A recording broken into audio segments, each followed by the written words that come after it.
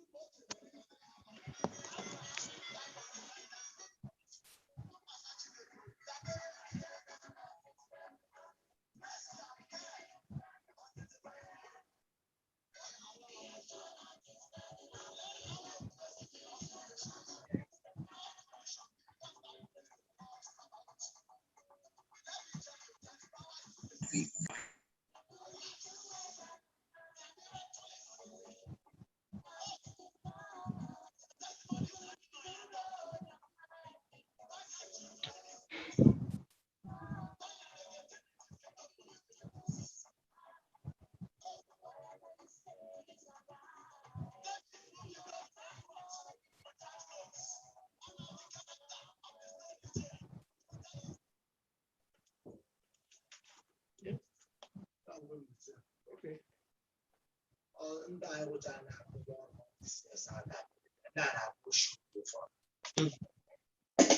Oh, one my brother Hannah sent them on South America.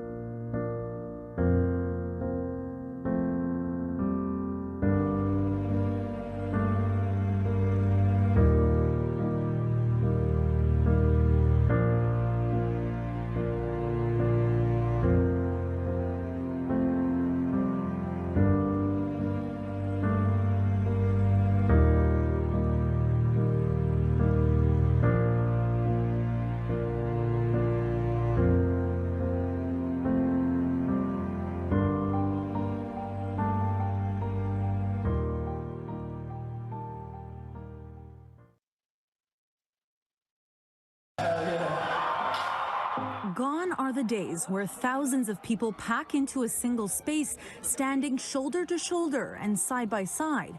Music festivals and concerts that draw large crowds will probably be off limits for a while. And so event organizers around the world are coming up with different ways for people to have a bit of fun.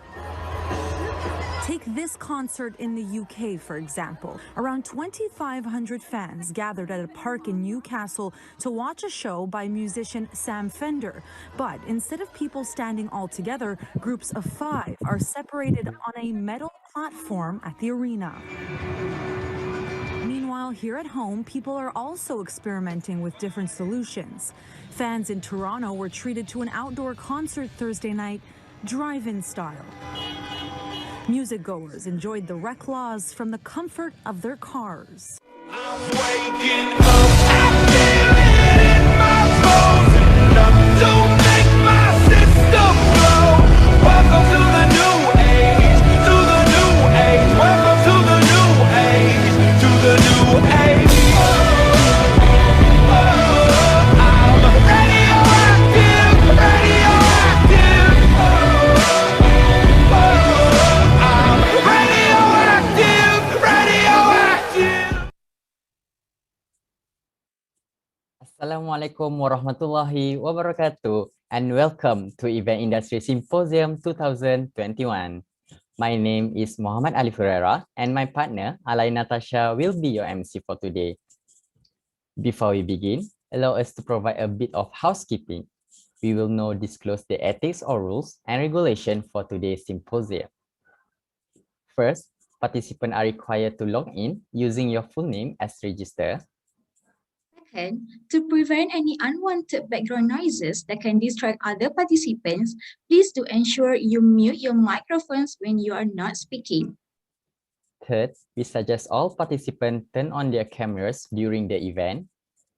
Fourth, if you have any inquiries, you may address it by using the chat box. And the organizer will record the Event Industry Symposium 2021 event session for future references. Please comply to these ethics and regulations throughout the symposium. We appreciate your attention and cooperation. Ladies and gentlemen, before we start, let's rewatch together a montage and video that's been prepared by multimedia team. Enjoy!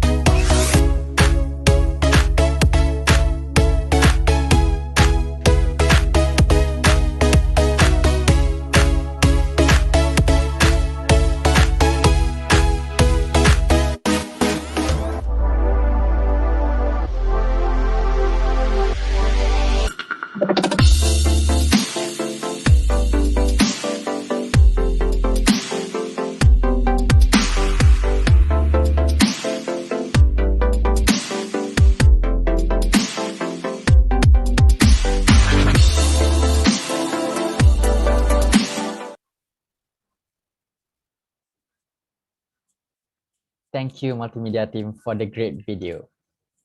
Ladies and gentlemen, this is the event program for today's symposium. We will have 5 slots begin with the aftermath of COVID-19.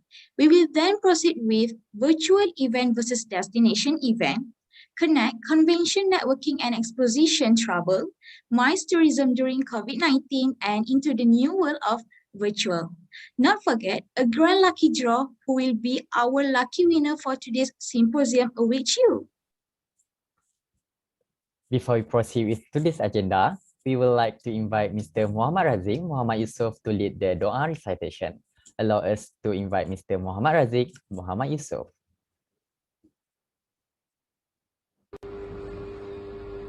Bismillahirrahmanirrahim. Alhamdulillahilladzi bi ni'matihi tatamma salihah. Wassalatu wassalamu ala rasulina al-amin wa ala alihi washabihi ajma'in.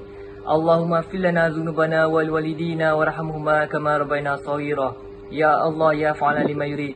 We express our gratitude to you for allowing us to attend the launching ceremony of the Event Industry Symposium 2021 on this auspicious morning. Ya Allah, we ask you for the safety of our religion and the welfare of our body.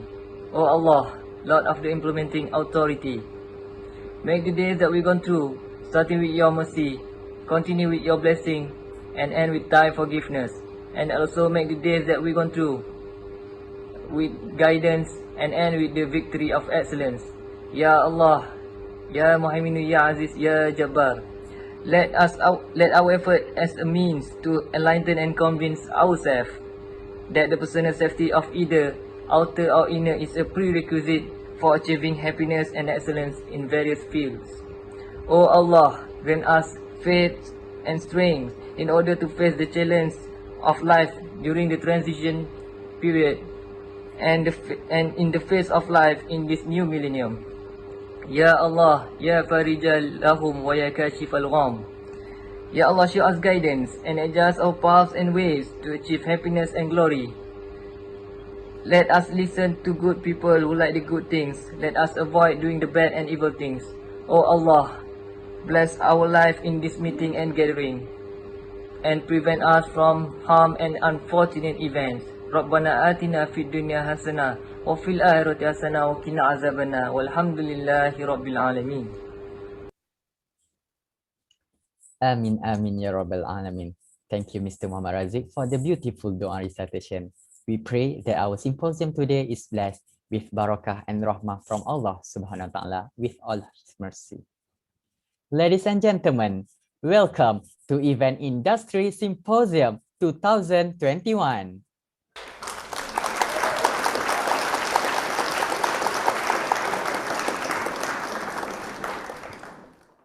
I would like to extend a warm welcome to our guest of honor, Professor Dr. Noryati Ahmad, Dean's Faculty of Business and Management. Speakers of the day, Mr. Nur Ahmad bin Hamid, Ms. Tan Wei Shan, Mr. Dennis Salazi Murdani, Mr. Yusno Yunus, and Mr. Jack Gill. Not forget our beloved advisors of this event, Ms. Azura Nordin, Madam Noakma Ramli, and Dr. Hasnahwi, lecturers and fellow participants. On behalf of the committee members, I would like to extend our thanks in attending this forum session together with us. Ladies and gentlemen, for your information, Event Industry Symposium 2021 is hosted by Aviana, Bachelor of Event Management from Faculty of Business and Management, in collaboration with Master in Tourism Management student from Faculty of Hotel and Tourism Management, UiTM Puncak Alam. This event is sponsored by Jekyll as our main sponsor, Heavenly Escape Holiday, Raya Hotel, Kalang House, Quinara Houseboat Kenyir, Hadramat Restaurant, Mafio Social Law, Kowe IR Legacy Group, and HK Travel and Tours. Let's give a big applause to our sponsor.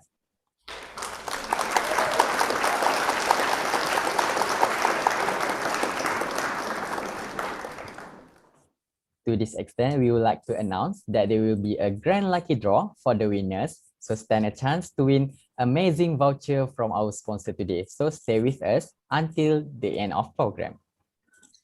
To begin this program, we are pleased to have Professor Dr. Noryati Ahmad, Dean's Faculty of Business and Management, to deliver the opening remarks. Ladies and gentlemen, please welcome Professor Dr. Noryati Ahmad.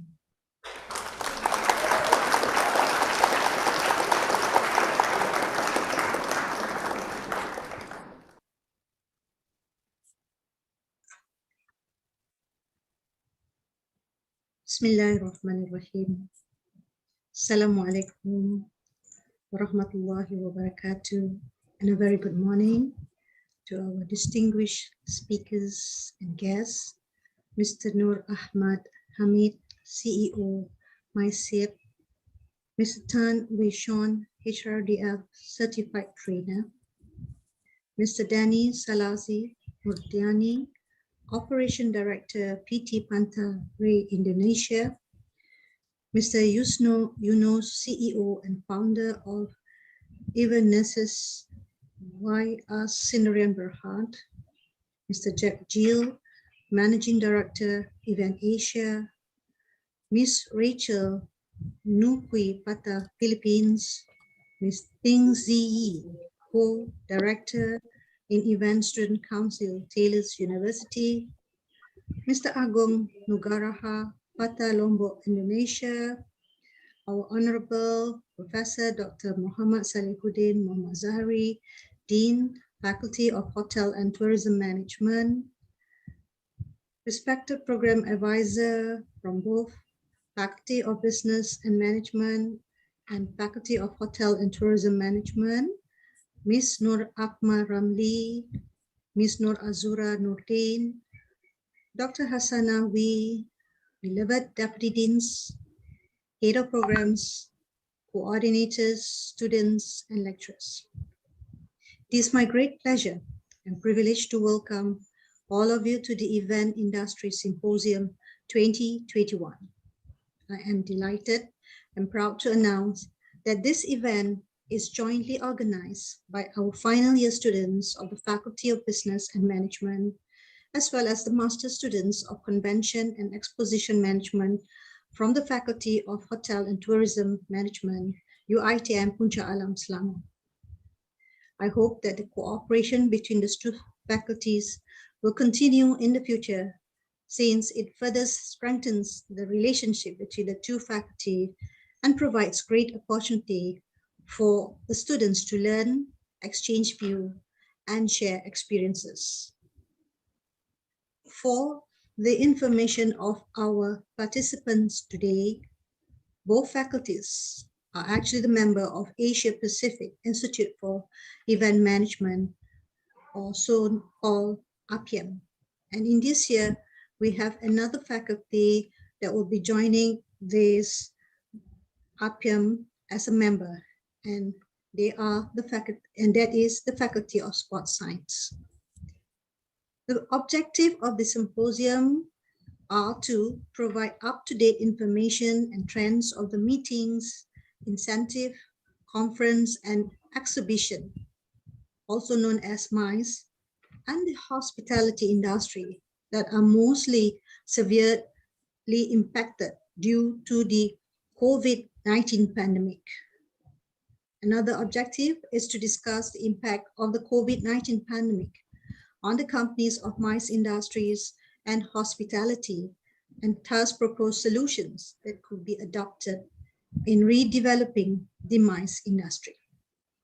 Ladies and gentlemen, for the past 1 year plus, the COVID-19 pandemic has left a deep scar on the MICE and hospitality industry. It seems that the use of social media has skyrocketed, new sales channels has appeared, and marketing activities are becoming more digitalized focused. Virtual meetings, conferences, exhibitions have suddenly become the most vital platform during the pandemic. Although this does not mean that is the end of the face-to-face event.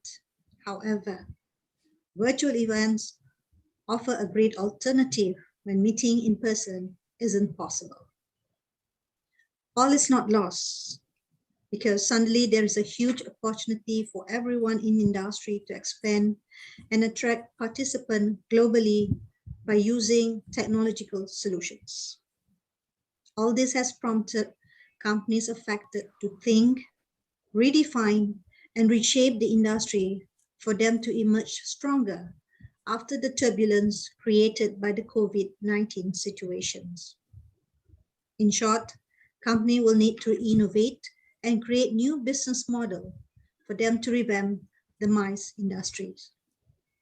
Ladies and gentlemen, as I look through the activities plan, I could see many interesting and pertinent issues will be discussed and highlighted by our esteemed speakers related to the MICE and hospitality industry. We are fortunate to have also speakers from Indonesia and the Philippines who are willing to share the impact of the industry from their perspective. To all our distinguished participants today, make sure that you take advantage of and the benefit that this symposium can offer you. Before I end my welcoming speech, I would like to thank and acknowledge all the organizing committee who are working very hard to make this two-day symposium possible. I sincerely hope that this symposium will deliberate and discuss all different facets of this exciting topic and perhaps come up with recommendations that can revitalize the industry. Wishing everyone a successful and fruitful symposium. With that, I hereby officially open this event Industry Symposium 2021. Do take care and stay safe, everyone. Thank you. Thank you, Professor Dr. Noryati Ahmad, for willing officiating the event. Ladies and gentlemen, we would like to ask for your kind cooperation to turn on your camera for a brief picture session. I will now pass to the IT team to take over. Okay, hi everyone. Can I have a beautiful smile from everyone? Okay, so I have 15 pages. So just smile, okay, all the way. Okay, ready? 1, 2, 3. Okay, next page. Okay, keep on smiling. MashaAllah, very beautiful. Okay, smile.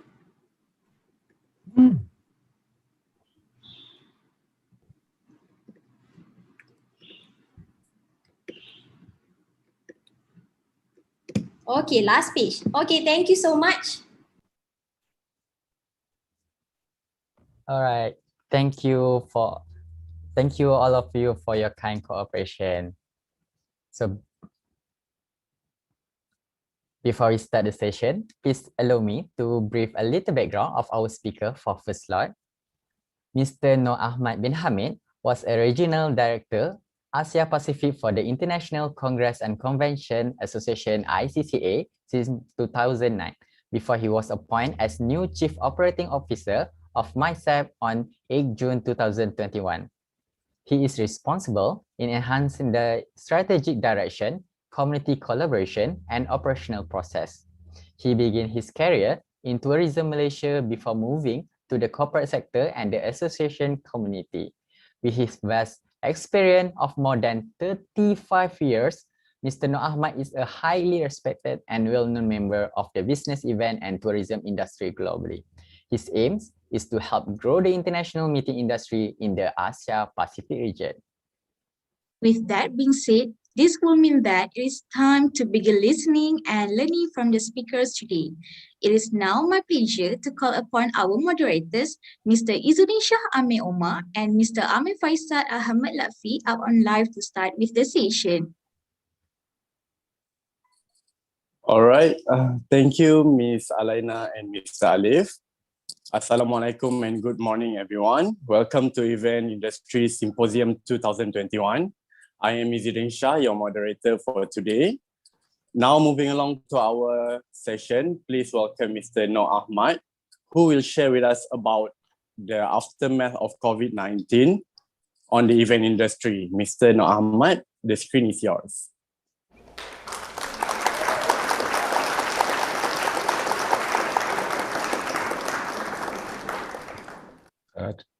Terima kasih saudara pengurusi majlis. Assalamualaikum, selamat pagi dan good morning to all of you who's attending the event this morning. Firstly, I'd like to congratulate the team for organizing this event. It looks very professional from the start, so that's really a good point.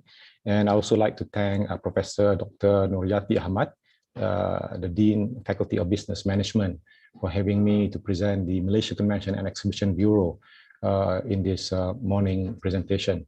So I'd like to share my screen now with you and to go through my little presentation, which I hope will really have some impact, knowledge sharing, and perhaps a positive way that we can all move forward. My presentation is entitled The Aftermath of COVID-19. As much as the design of the PowerPoint in the opening slide looks a bit bleak, but I think it is important for us all to keep on to stay positive. A little bit about the Malaysia Convention and Exhibition Bureau. We are an agency under the Ministry of Tourism, Arts and Culture, MOTAC, and we work closely with other government departments and ministries and to position Malaysia as the world preferred international business event destination. Here, I do not use the word MICE specifically because we are focusing into business event that is a convention, conferences, exhibition, international events, and so forth. And there are a bigger picture that I will explain to you in a short while. Our main campaign or tagline is Meet in Malaysia, Be Greater Together. B in capital means a business event created together. When I said BC, this is simply means before COVID, not before century. So before COVID, traveling is possible. We get to meet face to face.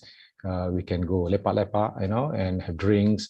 That's all possible. And in particular for the business event industry, where face-to-face meeting is the foundation.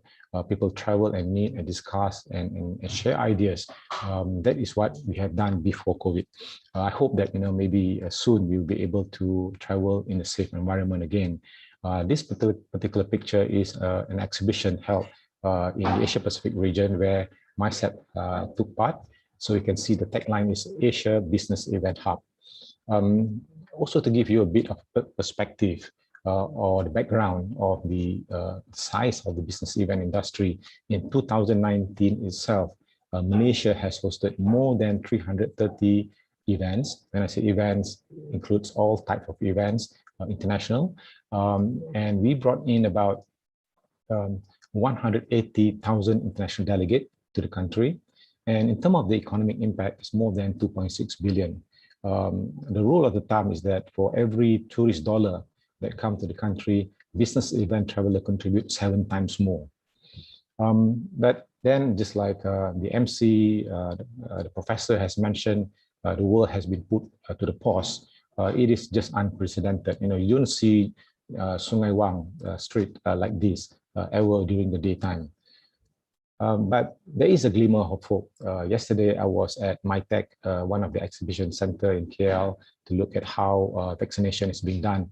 I think with the number of doses that the country is receiving, I think this is one of the things that not only Malaysia, but all the countries around the world are going through the process. Vaccination is important because we need to protect ourselves. While we are getting the population vaccinated, we want to achieve the 80% of the herd immunity so that we become a safe destination again. We need to start to invest and rethink, regroup, restart before we can actually rebuild. So the first question that I'd like to ask myself and also all the audience, in fact, is that why business events are important for our future? I would like to give you a bit of thought that if you look at an iceberg, just like in this picture, this is just a tip of the iceberg. And when you have a conference or international event coming to our destination, Malaysia, you will see able to have delegates coming here, spending money on hotel, transportation, food, shopping, and so forth and so forth. So this is what we call the economic impact. The delegate expenditure are huge, as I've already mentioned to you in my earlier slide. But the analogy of the iceberg is not just what on the top of the water, but it's also at the bottom. When a conference comes to Malaysia or event comes to Malaysia, you'll be able to see there's a huge job creation in the business event industry. During a conference, there's new research and advancement will be held, not just during the conference itself, but we see that even during the coffee break and outside the conference itself, there's a lot of delegates been talking to each other. Imagine if you're attending a medical conference, there'll be a lot of conversation on how they can actually advance their own research and try to save human life. So the impact of the business event industry are not just about economic impact, but are far more reaching. We talk about knowledge exchange. We talk about international networking, in particular for business networking and also knowledge networking. And also conferences or business event has a very deep and profound impact into legacy and advocacy. So they are more than just economic impact. So I do not want all of you to think that by having conferences coming to the country, we're getting the dollar cents. It is much more than that. In this regards, I'd like to share with you one excellent case study, which is the Soroptimis International, where Kuala Lumpur played host in 2019. This event, as the slide suggests, is the 21st Soroptimis International Conference, Kuala Lumpur, where it brought in about more than 1,150 delegates.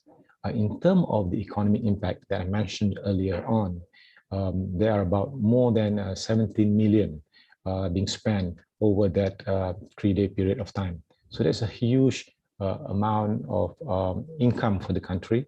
And of course, in terms of job creation, whether it's full-time people that are involved in organizing the conference, we also have a lot of part-time and volunteers that involved in this particular event. What's interesting is that during the bidding process, which was held 4 to 5 years earlier on, the Malaysian Soroptimis Society had the pleasure of Her Majesty Sri Paduka Baginda, the Raja Pemasyara Agong, as their patron, the royal patron. They went out and bid, and Malaysia compete with a few other big destinations. And despite that, we are able to showcase the country well, and we won the right to host this event. The Soroptimis International, SI, as we fondly call it, if you imagine, it's just like the Olympic, but this is the Olympic for the women and girls. And the event came to Malaysia. It was a successful event. And we must understand, it's not, again, like I mentioned, and I want to stress this again and again, it's not about just the economic impact, but we're talking about the empowerment of women and girls. By having this conference in Malaysia, the advocacy that the society would like to put into the community is about how the women and girls can enjoy the equity, the equality, health and safe environment, and a better education and better opportunity in future for workplace. So these are a profound impact that the conference can bring. So if you imagine just like the virtual webinar that we have today, in the real world or before the COVID-19 world, or BC as I call it earlier, we meet face-to-face, you go to a conference room, you go to the hotel or convention center to organize your event. But the event is not just in the venue itself.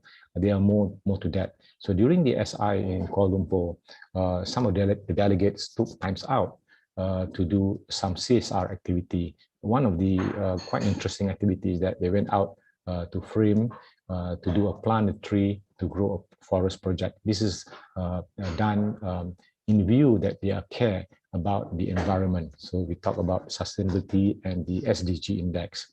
But more importantly, one of the things that SI has done, not just when they have the conference in Malaysia, whenever they go, they are very close to the local community.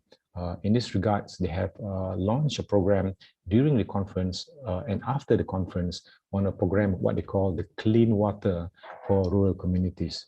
Believe it or not, not just in Shah Alam or UITM, but I think there's still a lot of places around the country that still doesn't have access to a clean water.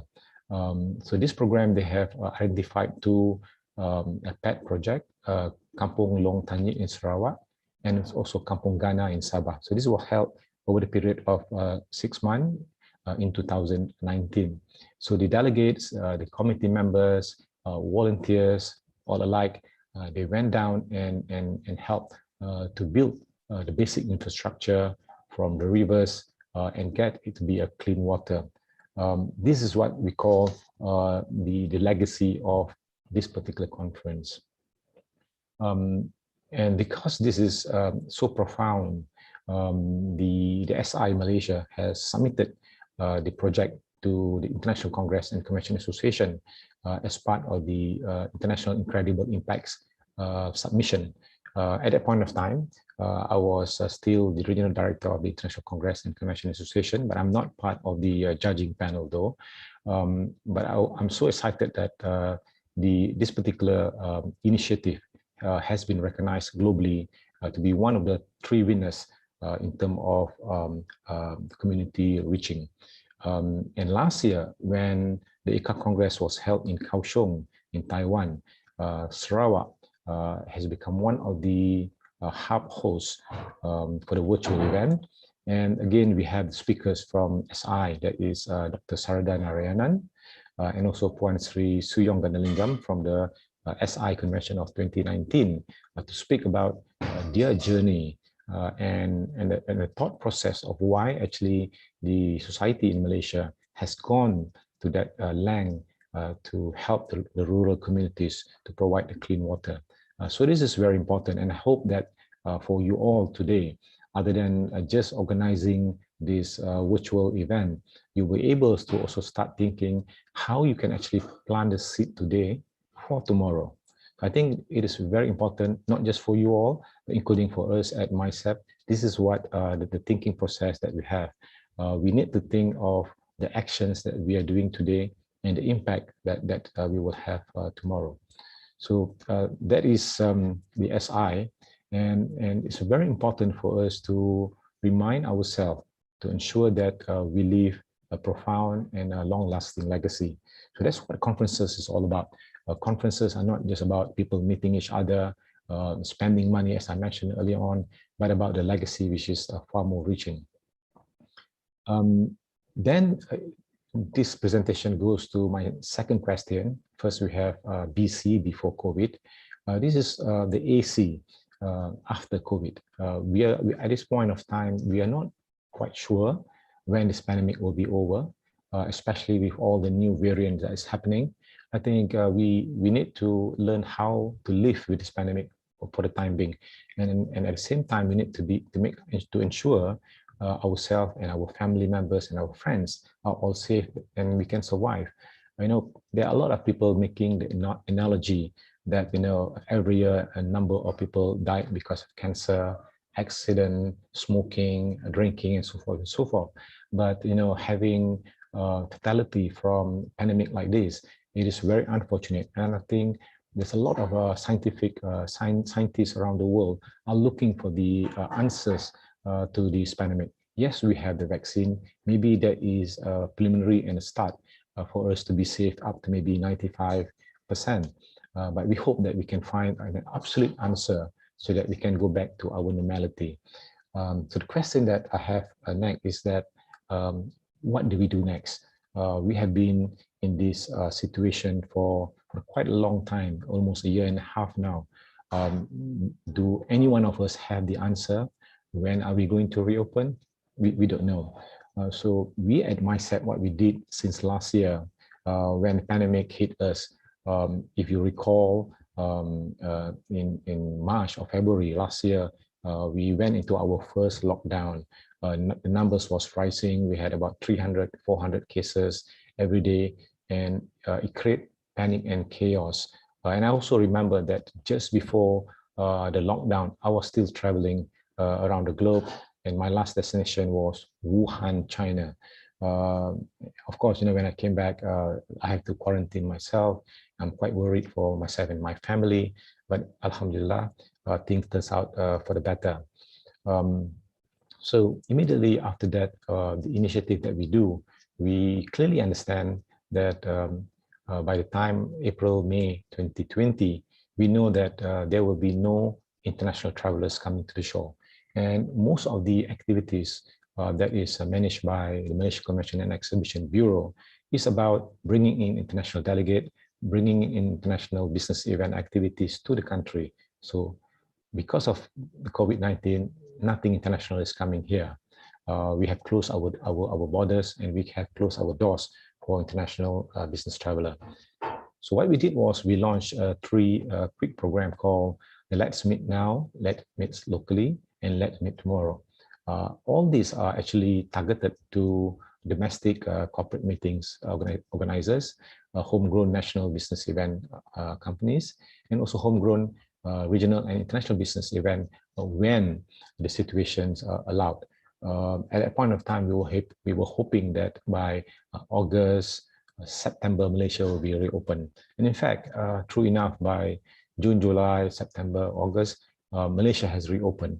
We are a bit more relaxed. We can go to the shopping mall. We can go and have a cup of coffee and things like that. But unfortunately, still we are not able to open our door for international tourists. So these are the campaign that we have done. And during the downtime, we have spent a lot of time to invest into upskilling, into doing more research, and we also have come up with a comprehensive strategic marketing plan, which was launched by the Minister of Tourism, Arts and Culture of Malaysia, Yang Berhormat Datuk Sri Hajah Nancy Shukri. This was launched last year. And this plan, if I may inform all of you, it's not the brainchild of myself. This is a collaboration between myself, the private sectors, and also all our stakeholders. It has gone through very meaningful engagement and brainstorming that we have come up with something that is concrete for the next 10 years. We need a 10-year plan, and this is very important as our future direction, so that we can, when we restart the business event segment, we are prepared, not only mentally, but also in terms of budget and also in terms of clear marketing strategies. So this is what we did the last couple of months. And fast forward to today, as I also mentioned to you earlier on, yesterday I was at MyTech, one of the exhibition center, or the Mega PPV, Pusat Pemberian Vaksin, or Pusat Penyuntikan Vaksin. And I'm sure that you have a couple of Mega PPV in Shah Alam as well. So I think this is the glimpse of hope that we are all waiting for. I think as Malaysian, I think we should be here to be at the front line to help our families, friends, and our communities to understand how important is this vaccination to ourselves to protect. We must disregard all the unnecessary news. We must disregard about choosing which vaccine is much more better. Fortunately, Alhamdulillah, I've been vaccinated yesterday. And to me, the choice is we must get our community to be vaccinated. It's not just ourselves. I've been talking to some of our industry colleagues in other parts of the world. All have the same mindset that we need to get this done. And I think from this particular news clip by Panama just 2 days ago, again, the minister has clearly mentioned that we need to get the tourism industry to be vaccinated. And we call our tourism industry as frontliners. We all know that when the vaccine first hit the shore, the frontliners will be the medical people, the medical frontliners. But as they have received their vaccine, and then the priority goes to those people who are 60 years and above. And now all the different business sectors are going to fight to get the vaccine. So of course, from the tourism point of view or the business event point of view, we need to shout that we are equally important. As the moderator has earlier mentioned, with the pandemic, we're not able to meet, we're not able to travel. And that immediate effect to the business event and tourism industry is that we lost all the capability to reconnect and engage and to do our business. What we have seen is that so many companies has closed down in the tourism and business event sector. We have even seen hotels being sold, and also convention center laying off people. So loss of jobs, loss of income, and when we go into our third wave, it's becoming much more harder, especially for the private sector as well as the government of today. And I think we need to keep on fighting in a positive way to get our frontliners to be vaccinated. And I hope, and ideally hope, that all of you students in UITM will get the opportunity to be vaccinated as well. Moving forward,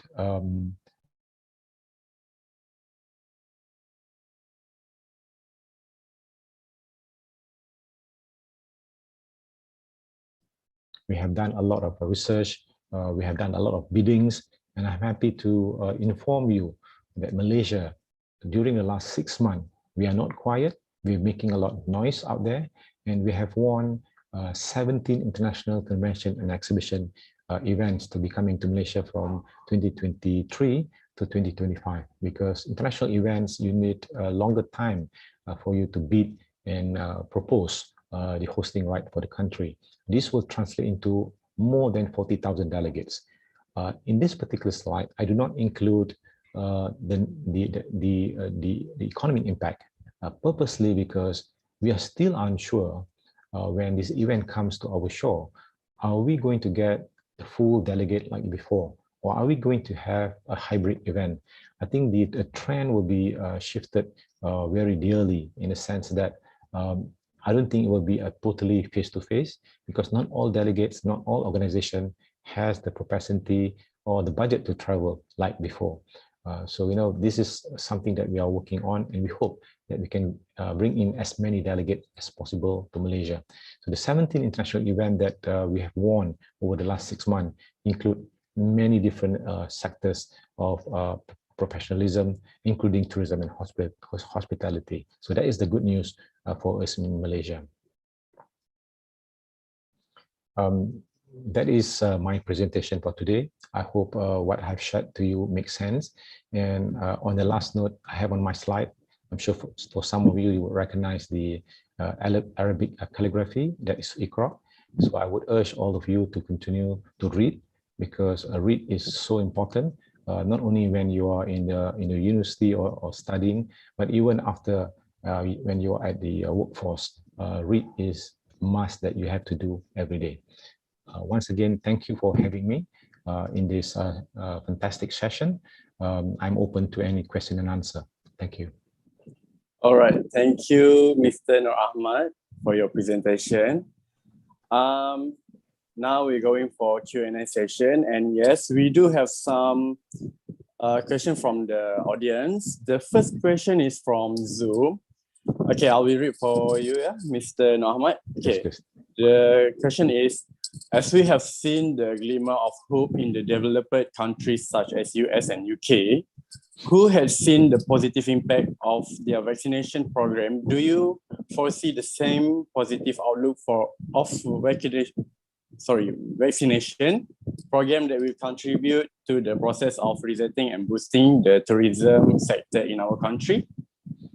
The short answer is yes. And the long answer is definitely the Western world have a higher opportunity to get their population to be vaccinated, because simply they are the producers of the vaccine. Malaysia, we are not one of the producing country. Therefore, we are hoping that we can get a larger stock to get our population and to reach that herd immunity. But as you can see, some of the news report, countries like US, for example, they're already pledging to provide free vaccine to a lot of countries, including Malaysia.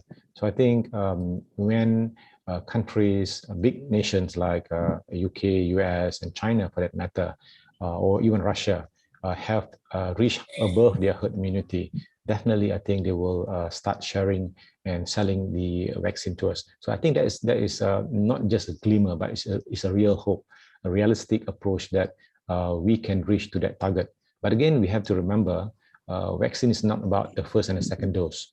The vaccine will not last forever. Probably 6 months to 9 months, and then you have to get your next vaccine next year.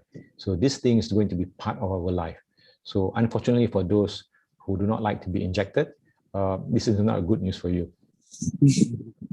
All right, thank you, Mr. Ahmad. I hope we all get vaccinated and we all get the anti-vaccine without disturbing us lah.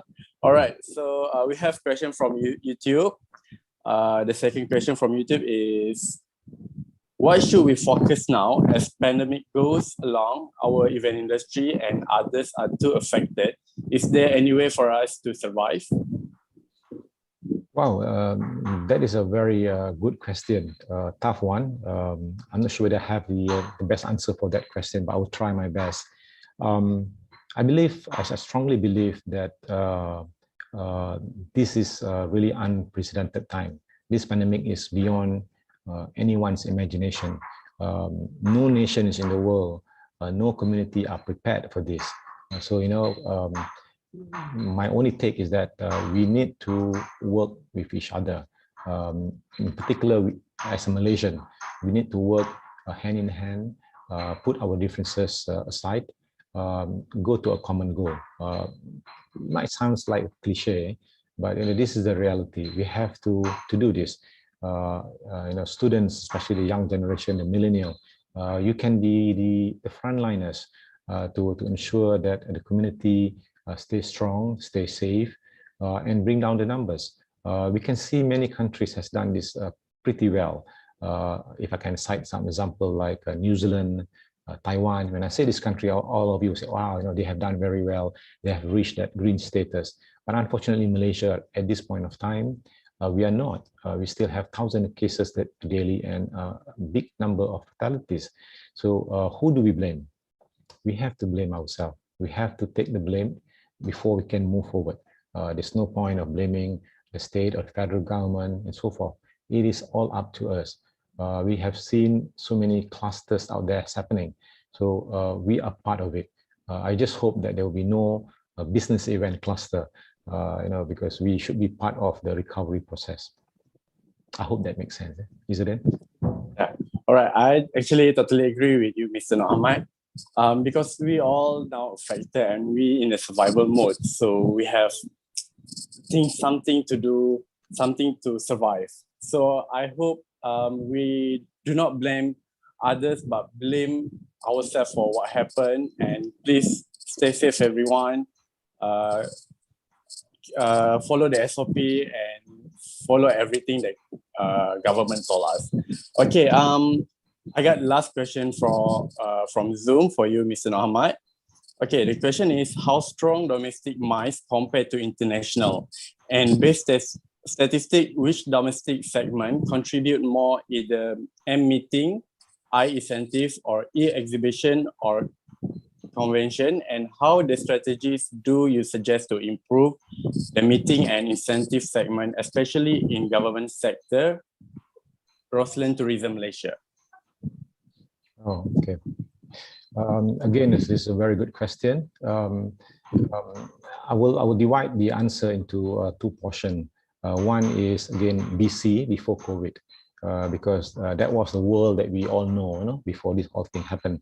In terms of the mine sector, as he has clearly defined, the strongest part is obviously the corporate meeting and the exhibition. I'm not saying that the conferences and incentive travel are not important, but they are not just as big in terms of domestic market is concerned. And when we talk about the international market, there is a little bit of shift that the international conferences and exhibition take more prominence. The incentive travel very much dependent on seasonality and also the market driven from where these groups are coming into the country. But all in all, we are not as strong as in exhibition compared to conference. And when I use the word conference, meeting, a convention, in that respect, I'm referring to not just events or meetings organized by international association, but also by non-governmental organization and also governmental organization. When we go into the definition of business events, it's kind of like very tedious. But again, all this has been put to the stop by the pandemic. And for the reopening, definitely the biggest sector and the most important sector will be the domestic sector. Because we can't open our doors to the international market. Even at this point of time, we can't even drive from Shah Alam to Kepong, for example. We can't travel within district. Once the traveling has been eased between district, between states, so we need to quickly jumpstart the domestic business. That's the reason why under the Ministry of Tourism and Tourism Malaysia, I'm sure Cik Roslan is fully aware, is that we need to restart. Just like how you leave your car for quite a number of days, you didn't start the engine, you need to restart the engine. It will take a bit of time for you to restart the engine. You need to jumpstart. So the domestic business are very important, because first we need to give the opportunity for the stakeholders to regroup and start back their business. A lot of hotels, a lot of homestays will need to get back into business. And we will see a shift of trend before we call as domestic tourists. I think in the coming months, we will see, when we reopen, we will have more what I call staycation. Staycation is people that is from Shah Alam, you get tired staying in your house for the last 1.5 years. If you're open, you'll be going to maybe Kuala Lumpur, stay in a hotel. So that is staycation, a couple of days, or maybe you go to Seremban. It's not really, it's still, because you cannot still engage in all the touristic activities. So it's more of staycation, just to get out of your house, to have the free mind. So this will be the trend, because this is a trend that's already happening in other parts of the world. And I think gradually, once that is already able to be done, we will be able to do maybe business event in small sizes, following the SOP, start again with 50 maximum in a meeting room, and then we can increase the numbers higher and higher. The far-reaching target will definitely be regional. We at MySep are already talking to our partners in Thailand, Indonesia, Philippines, Korea, and so forth, that when the border is reopened, we be able to reopen the green travel bubble. We're going to open our borders with caveat to the vaccinated tourists or the vaccinated business traveler. So in the past, anybody can come to Malaysia, but in the future, that's not the case. I hope that makes sense. I'm sorry to give you a long answer for that. All right, thank you, Mr. Ahmad. I hope whatever Mr. Ahmad is sharing for today will get input for us, and I hope every question is answered by Mr. Ahmad. You guys can fully understand. So without wasting our time, we're going for the next slot. Will be moderated by Mr. Amir. But before that, I would like to remind our audience that we're gonna have a lucky draw and grand lucky draw. So please stay tuned with us until the end of this program. Okay, Mr. Amir, please continue. Thank you, Mr. Izzuddin. Right, just for your information, I just got my jab last 2 weeks, and I think I'm okay right now. Just waiting for the second jab of the COVID-19, the vaccine. So I was reading through the comments on the YouTube and everything, and Facebook. So some of the comments is like, "Thank you, Mr. Noor, for answering my questions. Well explained by the guest speaker." So I guess the topic was well explained. Now, the next speaker that will talk on the virtual event versus destination event. So I shall read some of the background of this speaker. So she's a mother of 2 teens, and she's graduated with a double major in communication, studies and leisure, tourism and society from the University of Calgary, Alberta, in Canada in 1994. And she's also an event creator from Time Out Solution. So let us give a round of applause to Miss Tan Wei Shen. Take it away, Miss Tan.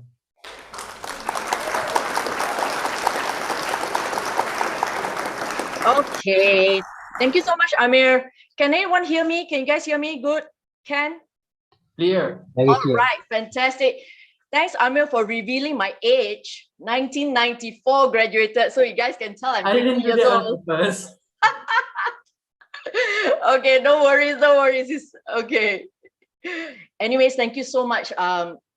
Thank you so much to the Dean of the UITM Faculty of Hotel and Tourism Management, Professor Dr. Haji Muhammad Salihuddin, for sending me the invitation letter. I really appreciate this. And I want to shout out to someone I know in UITM doing his master's degree, which is Saiful, because I know him from doing events when he was in the hotel line, you know, and now he's back in school. Woo! Okay.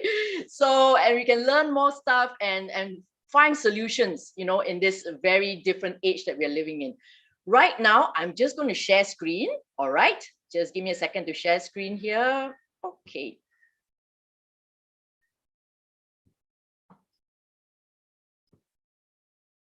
All right. Destination versus virtual events. I really like what our previous speakers spoke about. I think Encik Nur Ahmad used the word BC and AC. I think this is going to be my term for in the office from now on. BC and AC. I said, okay, that's interesting. Okay. All right. So by way of introduction, just let me explain a little bit about Time Out Solutions. As an organization, we have been around since 1995. Our staple is actually treasure hunts. So we see ourselves as an extension of our clients' committee whenever the sports club or a department wants to do an outing from KL to Ipoh, KL to Alor, KL to Kuala Terengganu. So they say, okay, Wei Shen, can you guys just do a treasure hunt for us for our route? That our drive will not be just a straight drive, but we can actually stop along the small towns that we have never been before, because we're not taking the highway when you're treasure hunting. You're always going to those small towns. If you're going to Lumut, you'll be passing by. If you're taking the coastal road, you'll be probably going to Kuala Selangor, Ejok, you've probably never been, Sungai Besar, you know, places like these that they're like, oh, how come I never know, man, there's good food here, you know, that kind of stuff. So we see ourselves very much as that part of us that is bringing fun in a gamification way in terms of treasure hunting, by the teams engaging themselves in the car, talking to each other, solving clues and stuff like that. Okay, so that is basically what we do. So BC, before COVID, I hope Dr. Nur Ahmad is not going to charge me royalty for this. Okay. But before COVID, it was very much destination. We are really going to places. We are going to East Malaysia, West Malaysia, a lot of places. But with AC now, it took us about like 3 months to suddenly figure out, oh my goodness, are we going to be, as Izzuddin said, how are we going to survive in this situation? And that's when my production team, kudos to them. Yes, Jason, Cyrus, Nasha, who has really come up with, okay, guys, we can actually do this on the virtual platform. Okay, so we are moving to our clients, talking to many of our clients who have been with us for many years. Some of our clients have been with us for a decade, who continuously push us, okay, for new programs and adapt and fill in the gaps for them in whatever the situation is. Okay, so I think it's about adapting to the new norm, teaming up differently in this case, but yet still keeping teams intact to the best that we can, looking at the environment. Okay, so virtual programs, I think we all know it is basically connecting employees. So we are actually not so much large conference organizers, but we actually do the small team engagement programs most of the time, with a lot of our clients being our, we work hand in hand, collaborating with them, trying to fulfill certain objectives that the company has, okay? So we try to connect with them through video conferencing, in this case, in whatever tool that they choose to, send them into breakout rooms. So in a lot of ways, yes, we are doing it so differently because Malaysians are just, and I think not only Malaysians, everyone just love to come together, eat together, play together, let's travel together, but it's not something we can currently do. So this is the interim. You know, I like some of the comments that they say, you look at Europe, you know, it's so positive, and we look at it as a, wow, I think really there is light at the end of the tunnel for us too, okay? And that's where we're heading. That's what we are all hoping for, all right? So they still do things. These are some of our clients that whom we consider ourselves a humble privilege to serve some of our current clients with our virtual programs, because some of our clients are, a lot of our clients are multinationals or who have branches all over the places, all over the country, all over the world, and they're coming together on a virtual platform to do some of these team engagement programs, okay? Okay, so we have our current virtual programs. Of course, these are just a few of them, okay? But we do a lot more customizable stuff, okay? That's what we specialize in pretty much, okay? So the world at your fingertips. This is what we do, treasure hunting in a virtual way. So live your wildest dream to travel the globe from your living room or your office, get connected, and go to different destinations. Okay, as you stroll along the streets, you can hunt for answers, work with your team, think out of the box, complete team tasks together, and still find that 2-hour engagement a really fun time together. That's what we hope to achieve.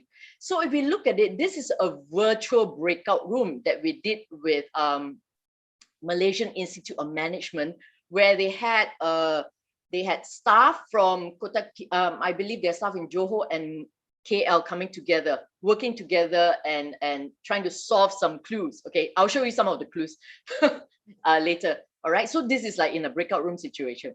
Then of course, this one, this is a hunt we did with students. We had about 250 students that did a program with AKPK. They qualify for this Penang Heritage Hunt. So we brought them to Penang. It was definitely Penang because originally the destination was Penang for them. If they could have traveled, it was going to be the destination. So in that case, they could not. So we adapted to the new norm and they went virtual hunting in Georgetown. Okay, so that's what the students did. And so some of the sample questions that we do in treasure hunting is, for example, if you look at the what do you call it? If you look at the screen, you will see stuff like, okay, owned by Romeo's love interest. Who is Romeo's love interest? So you guys might say, hey, Romeo's love interest, we all know lah, is definitely Juliet. Yeah, exactly. So you know it's Juliet, but the whole point is you're going to look for a signboard that says Juliet. Okay, so the signboard doesn't just say Juliet, it says Auntie Juliet Garden Cafe. All right, so yeah, I see some of the chat say, yeah, you miss going to Penang. All of us miss going to Penang or going to anywhere. Okay, yeah, to eat there as well. Exactly right. Okay, so that's right. So owned by Romeo's love interest, and this is what it is. So we use the signboards that we see along the streets. That is our resource. Okay, and wherever clients say, okay, I want to go to Alostar. So we take certain streets in Alostar and use the signboards there and create a game for them pretty much in that sense, okay? And then this is a sample question too. Kalau pusing ke belakang mana ni? English translation is when you look back, mana ni? So we are messing up with people's mind, you can say, yes, but mana ni, if you look back, you actually see Inanam and you see Inanam in Kota Kinabalu. Okay, so this is a signboard that we see in East Malaysia that is pretty much, so the sample questions can range from knowledge to look back clue to anagram to just plain fun like this one who won't say no to his superior. When you don't say no, you say yes, your superior is your boss, and the answer is cafe, yes, boss, okay, I'll do it. Okay, so pretty much in their traveling, in a lot of our clients, the team engagement is the virtual event that we do is pretty much we engage them and they just look at signboards and try to deliberate. The whole time they're just talking to each other a lot, you know, and we wanted to talk to each other is because, you know, all of us look at things in a very different angle, and that's what it is, looking at things in a different angle. So what we do, our ultimate goal in a lot of the events that we do is think out of the box. That's what we would like to encourage our clients to do. The people groups that join, from students to families to everyone, this is exactly what it is, because really in the time like this, it is really thinking out of the box in solutions, in how do you, how are we going to get over this AC situation, you know? Schools, how are they, you know, I think schools are, the Ministry of Education is constantly evolving. Your ideas are just constantly evolving as you think about new solutions, better solutions and stuff like that. So that's what we hope to do in what we, all these fun games that we do, from creative to critical thinking processes. This is what we would like to encourage, okay? Yes, okay? So it's really seeing the world differently. Seeing the world differently through the different eyes of our colleagues, different eyes of our teammates. And of course, the post-pandemic goal, as someone said, we are going to go to Penang. We are going to eat there again. There will be a time that we're going to do it. Has Encik Nur Ahmad also said, domestic tourism is really going to open up eventually. And we really see a big jump start there, okay?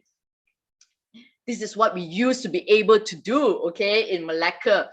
Groups, ITS group doing onde in their food challenge, Sekata Rakyat driving all the way in their digital hunt, okay?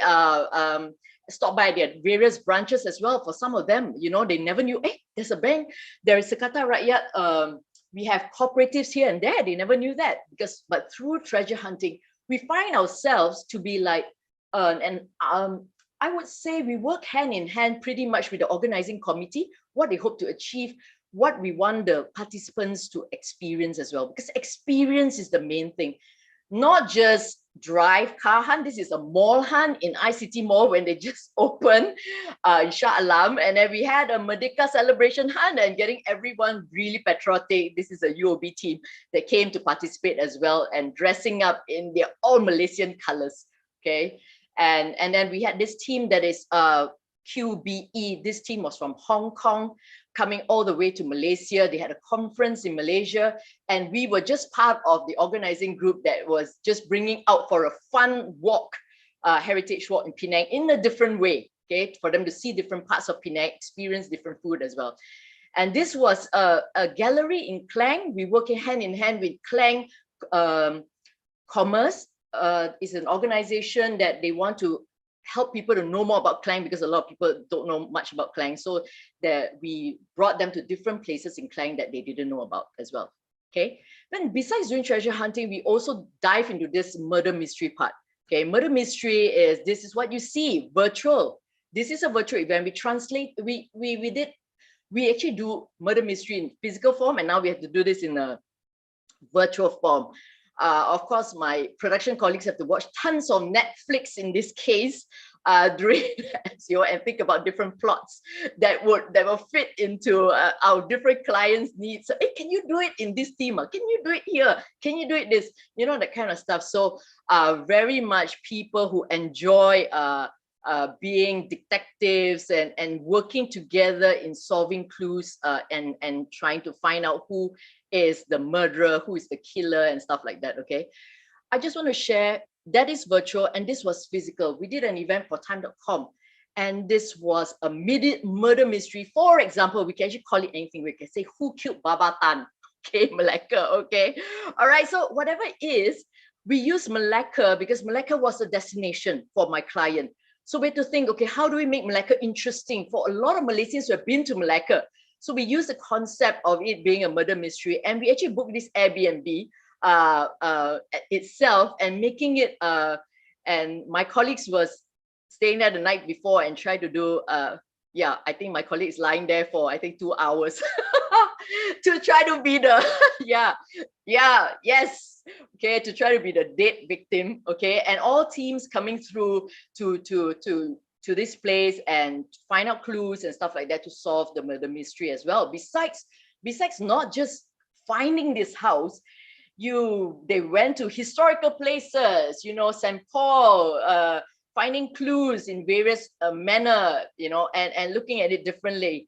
Okay, so yes, okay, so we I mean, we can look at Malacca in so many different angles. We may have been to Malacca many times, but you can use Malacca and so many venues, you can use it in such a different manner. And going to Munshi Abdullah's house, I think a lot of us have not even been there before, you know, but never knew it existed too, you know. And then so they had to look for informants and stuff like that. So they're walking in the streets of Malacca. Okay, so it's really, really interesting. This is what Malaysia has. Malaysia, as someone said, Malaysia has so many hidden gems. Malaysia has signboards that nowhere else in the world has. That's why we have a job, okay, to make virtual events, to make it so fun for Malaysians, for international tourists as well. Okay, it's coming around. Okay, so yes, we look forward to going out to play again. So the last thing that I want to focus on is, I think, is the hybrid event. Hybrid event was originally, we managed to do a bit of hybrid event, although we couldn't gather in large groups, but we could gather in small groups. I think it was 2.0, MCO 2.0, where we could, like 25% or something like that. You could still gather in small groups, but not in large groups. So what we did is, we say, okay, how can we help some of our other partners? Because we work so much with hotels. I mean, we are really sad that a lot of our hotel partners and our friends, our colleagues, you know, they have lost their jobs for a lot of them. Okay, and how can we help revive some of their jobs as well? How can we help some of these venues that has supported us, or they are partners with us in so many times? Okay, so we come up with this hybrid event whereby it could be, this was a virtual escape room situation whereby this room is his last known location. Investigate the scene thoroughly, solve all the clues and track down his current location. So the thing is, there's this bad guy. Okay, so but his last known location was in this room. So what we did is we actually rented, we actually took like 5 to 10 rooms of the hotel and use it where we place an avatar. Okay, the avatar is the on-ground person. These are the guys who are in KL. This is actually, we work together with Shangri-La KL. Okay, these are the guys who are the avatar at Shangri-La KL. All of them have their individual rooms, okay, whereby we have placed clues and do all kinds of stuff with it. But all of them are identical so that the gameplay is fair as well. Okay, so they await for instructions from their remote teams in Kota Kinabalu, in Penang, in Johor, telling them what to do. So you can see it could be solving puzzles that, you know, is not accessible for a remote team, but a remote team has this avatar guy, okay, doing it and telling them, okay, I think the last Lego is in the drawer there. I think, look at it, dig deep, hard inside. Oh, there's a Top Gear magazine. Oh my goodness, there could be an answer in page 63 or something like that. Whatever it is, okay. So whatever is really, we are trying our best to for hybrid. We would really like to work with a lot of venues and stuff like that allows us to do this kind of thing, you know, and our clients are open-minded enough to do this as well. Okay, yeah, so this is what we do. So at the end of the day, our team engagements are still pretty much, you know, our hope is really to challenge, motivate, inspire, encourage team achievement and cooperation, improve communication and listening skills, you know, because at work we are always thinking, you know, A, B, C, and we have this job mode situation. But once we're off site, HR can see, wow, didn't know Amir was like that, you know. In school, he was probably like this. At work, he's probably like that, but didn't know, wow, she's so competitive. I tell you, somehow people just really change when they're in the gamification mode, okay? So we want them to really promote active listening and really, really listening to people from all different angles. You know what's so amazing about the hybrid learning was people didn't realize that it was so different to communicate a message when you're remote and the guy is actually on site. When you ask him to go straight, stop, turn right, is who's right? Is it his right or is it your right? I mean, the communication suddenly becomes, oh, I need to communicate more precisely, you know? So it's really, really, it has been, we have been doing this for past 25 years and we're still finding so much fun in doing it. So in conclusion, because my time is almost up, I got this from a source, as you can see there, from a website. And you can see that there is a difference between physical and virtual events. Of course, on mass data, networking, cost effectiveness, a lot of people say, yeah, like cost effective, no need to go anywhere and stuff like that. You know, that kind of stuff, no hotel and stuff like that. But that's not the point of it all, okay? Flexibility. I just want to focus on really one point. The physical events, we are in the virtual events mode now because of the AC situation. My positive part that I look at it has in when we look at it, we say, hey, you know what? We didn't know we can come up with all these virtual events, man. Suddenly, okay, we have additional products to sell. Last time it's just always physical events. Never before we had to learn and relearn, my goodness, how the Zoom work. When you're 50 years old, you suddenly realize, my goodness, I still have a lot to learn, you know, okay? But at the end of it, we know, and our clients also know, that at the end of it, people enjoy the happy hours together, that the physical events alone will give that virtual events may not be able, still up to now, cannot close that gap. Okay, you know, whereby you meet eye to eye, shake your hands, having those happy moments, laughing together. Those are what we Malaysians really want to do again. Yes, human interaction, exactly. Okay, that's what we are. You know, we are waiting for that chance to do this again. To do this again, no matter how silly we may be, but we are all together with our friends doing this hit javelin. We did a sporting legend for Astro and it was so funny to watch it, okay? But we don't mind doing it because it was so crazy. And we really don't mind going to the parks again, you know, to visit all the local councils that we have worked together with all the many, many years. This is what we really aspire and hope that we know that it's going to come back again. So at this point, I just want to thank you very much. And if you have any questions, please feel free to put it in the chat, or Amir will definitely ask me some questions as well.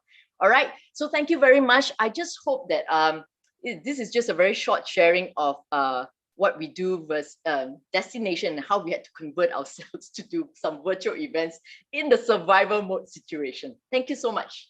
Thank you. Thank you, Miss Tan. I'm surely miss on putting some mud on my face and jumping here and there on the virtual event. So okay, I think I can conclude some of the points. So like we are actually adapting in the situation where we can celebrate togetherness and break down barriers. So we make use of whatever situation where we are having right now. It's like AC or after COVID, right? So Miss Tan, I have gone through our our YouTube and our Facebook. It's bombing, right? So some of them really throw back. I miss Joe, I miss Malacca, I miss Kedah, I miss Penang. So they are from there. So a lot of questions. So I think I will pick three of the questions. So the first one is from YouTube.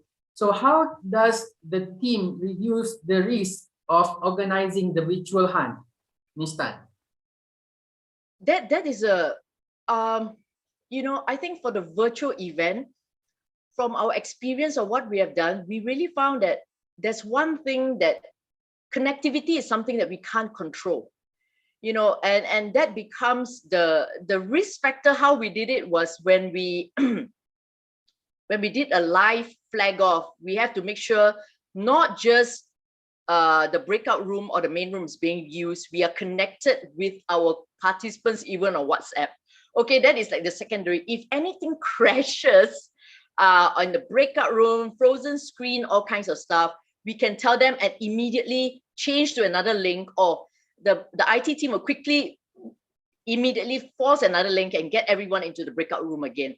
So in terms of and the other thing that we did is we pre-recorded certain things, like, you know, when there are speeches, when there are when they're live briefing, you know, all those we actually pre-recorded just in case on a live situation something would just snap out. We can even send the live recording into the WhatsApp and send to everyone that is kind of that has that, you know, we are in touch with, and to be able to access so that the gameplay does not stop, you know, And they will eventually, even at briefing, because we have briefing 2 days before the event to tell them, guys, all kinds of things can happen. Internet is not something. Even we had this dry run with UITM yesterday. I mean, things can happen. How come, Sally, we can be playing a video and there's no sound, that kind of stuff. So there's all kinds of things that can happen by having a dry run a day before, 2 days before, pre-recorded briefing, pre-recorded, and make sure the link is accessible in another device. Those are probably some of the ways that we can reduce the risk of total not happening kind of situation.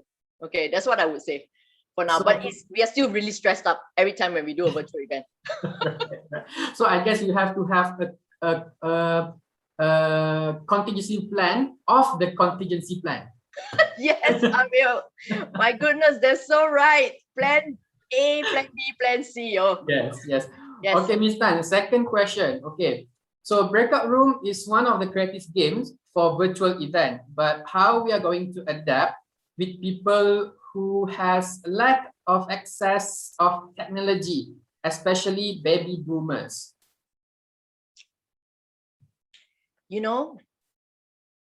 It's true. Maybe I'm a baby boomer age, right? I mean, am I? But you're good. I'm not even sure, man. Come to think of it, okay. Yeah, you're right, exactly. I think the virtual event, to be honest, it may not appeal to every single person or every single group. I have to say that. That's the truth. I mean, we have worked with clients who have done physical hunts for many, many years. And when it comes to it, they say, Weishan, tak boleh lah. Because mine is all makcik, I mean, they are all in the cooperative and they're not interested to do this. And they enjoy the traveling part. Let's just go and eat. Let's just go and, look for a few answers. Never mind, we don't get it right. It's no problem. That kind of stuff. So it is really a challenging part. So one way we actually told some of our clients, we said, what you can do is, when you have a team, you have a group of people, you can actually encourage family events. Family events usually have father, mother, and then their kids who are probably very techy, man. Dad. Yes. We have done events before that when it came to the prize giving, the father said, "Okay, I will invite my son here because he played the whole game." Because the dad was really said they were working together. The son said, I was moving around, but my dad had because of his experience. That is what we hope to bridge. I mean, the experience of the older person, which is the baby boomer group, and the young generation who's so techy. How can they merge together by having family events? By when we tell our clients, when you join your grouping, when you do your grouping in virtual events, make sure it's not all the young people. Mix them up. That's the whole point about team engagement.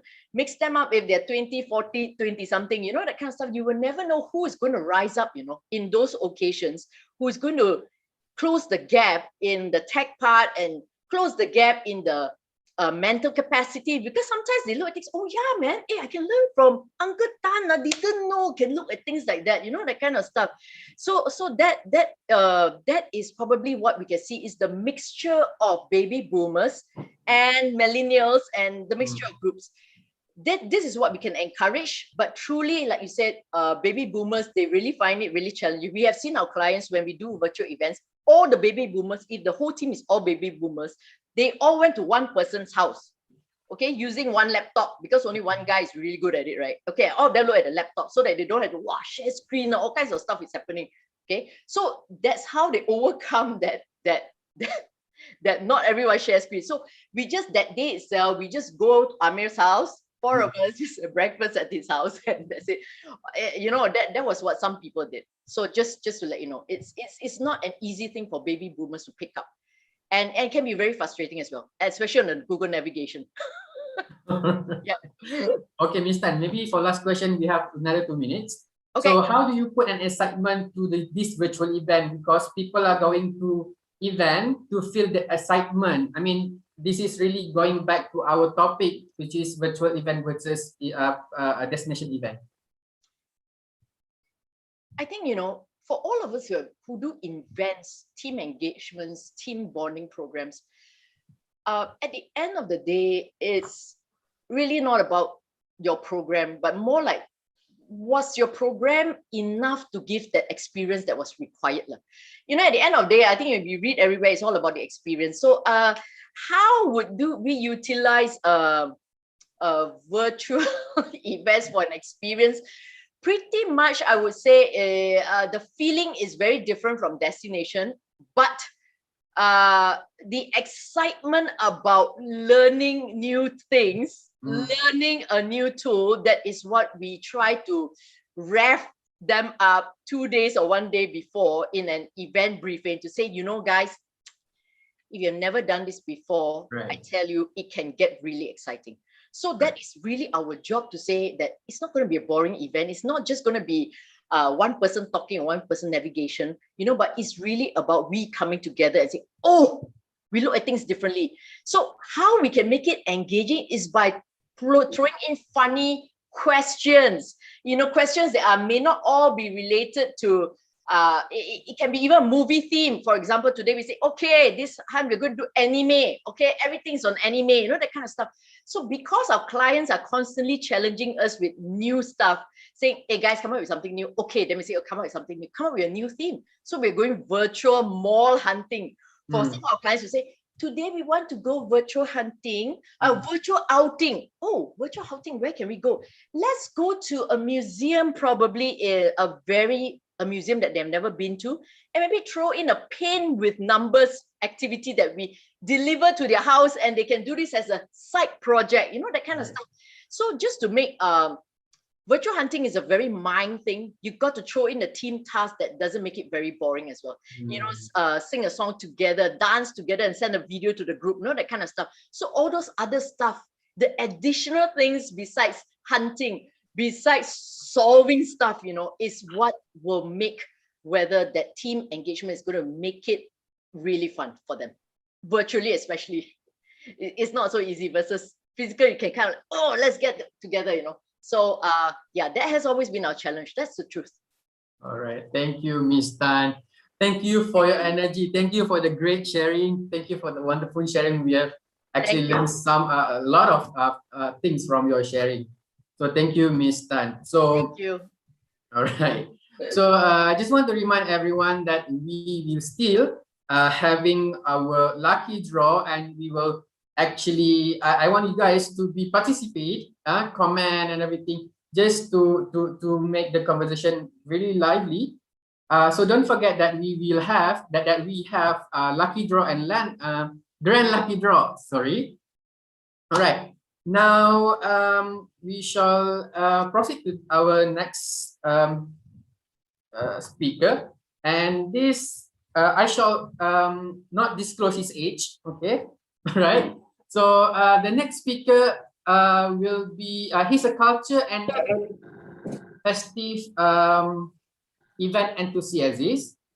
All right. He's a communication consultant. He's also a professional journalist. Right. So he has a lot of event success during his participation in the event industry. All right. And he will be talking on the Connect, or the convention networking exposition trouble. I bring to you guys Mr. Danny Salazi. Mr. Salazi, the platform is yours. Okay. Thank you, Brother Amir Faisal. Good morning all, and Assalamualaikum warahmatullahi wabarakatuh. It's great to see all of you here at this prestigious event. And first, pardon my English because obviously this is not my native language. So if you find me pause too long, or you hear some kind like that, maybe I'm trying to Googling Translate, and forgive my my 1 megabyte RAM only at my brain. Okay, here we go. First of all, okay, allow me to share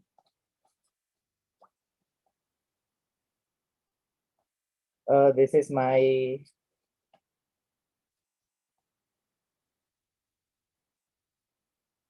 is everybody got my my screen? Yes, Mr. Danny. Can see that here. Here we go. First of all, I like to thanks to Miss Tan, because you got a lot of energy and you got a lot of idea. So in this very particular moment, I think it's not me who give experience or any kind of lesson, but I do get a lot of idea from this particular prestigious event, especially from Miss Tan. Thank you very much. I think I will now I'm trying googling. Okay. Some of my client recently asked about something like Miss Tan doing before. So thank you very much. I think I will propose them with some kind like games or any event like Miss Tan doing at that as that presentation. May I, Miss Tan? Okay, thank you very much. Okay, here we go. First of all, allow me to introduce myself. My name is Denis Alazi. I am one of the three founder of Pantare Indonesia. Pantare Indonesia is a company that engages in communication field. We specialize and at event management. But as we know, almost all event organizing will attach with all communication matters, right? Like public communication, publicity, news, promotion, or any others matters, right? Okay. This is a little bit about Pantare Indonesia. The thing that makes Pantare Indonesia may be different with other event organizing in Indonesia is we are very much love culture and festive event. We do love being in the middle of the cultural festival and enjoying cultural carnival. And moreover, as you know, Indonesia is blessing with diversity of culture and rich of interesting culture event every time. All the calendar annual, as you know, from west to the east of Indonesia, you may find a calendar event that connect with cultural thing. From Aceh, Java, Borneo maybe, and in Sulawesi, Maluku, moreover in Irian or Papua, you will find a great diversity of culture, and that is very, very, very interesting. So we are welcome if any of participant here come to Indonesia, but maybe later after the pandemic. Okay. This cultural thing,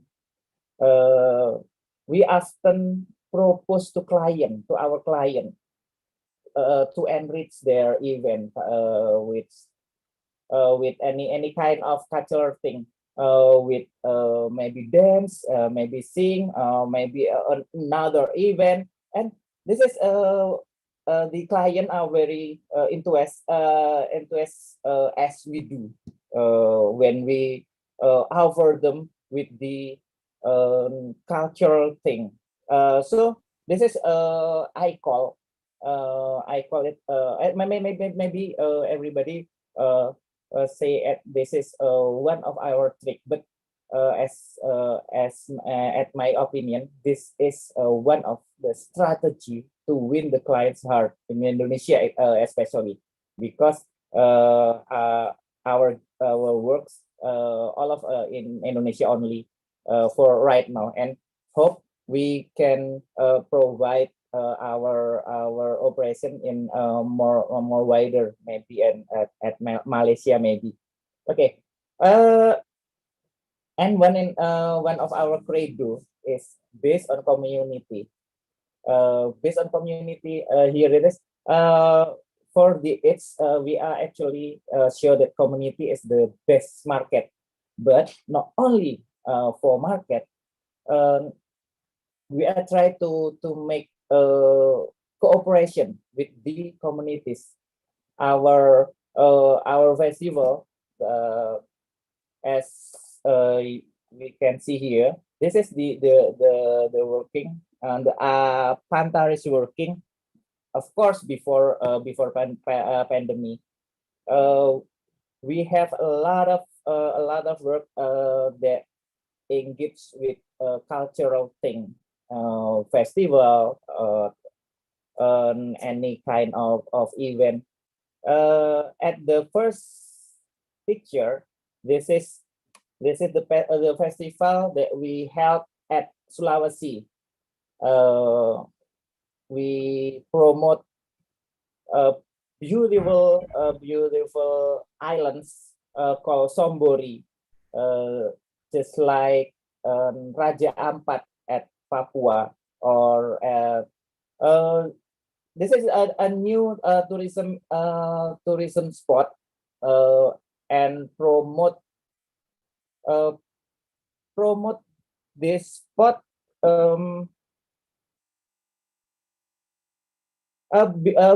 Before this festival, nobody's hear about the Sombori Island, about this spot. But after we made the festival, not only everybody knew about this particular spot, but everybody goes to this spot.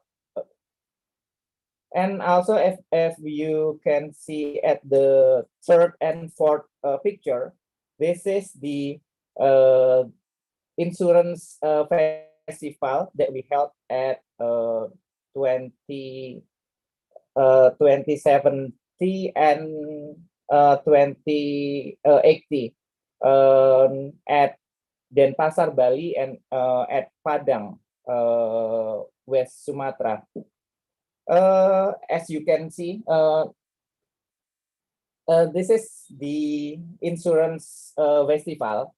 As you knew, if the festival insurance the insurance people, they wait up.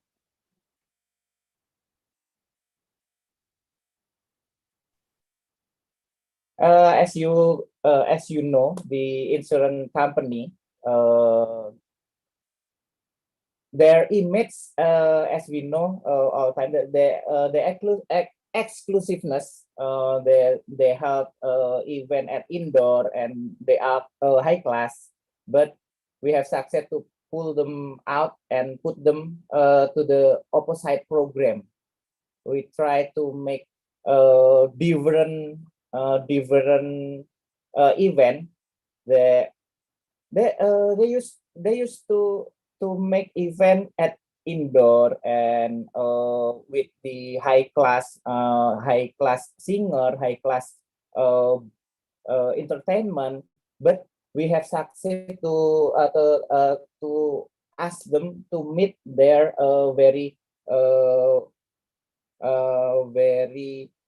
very close to their consumer, which is they met directly to their client, to the insurance client.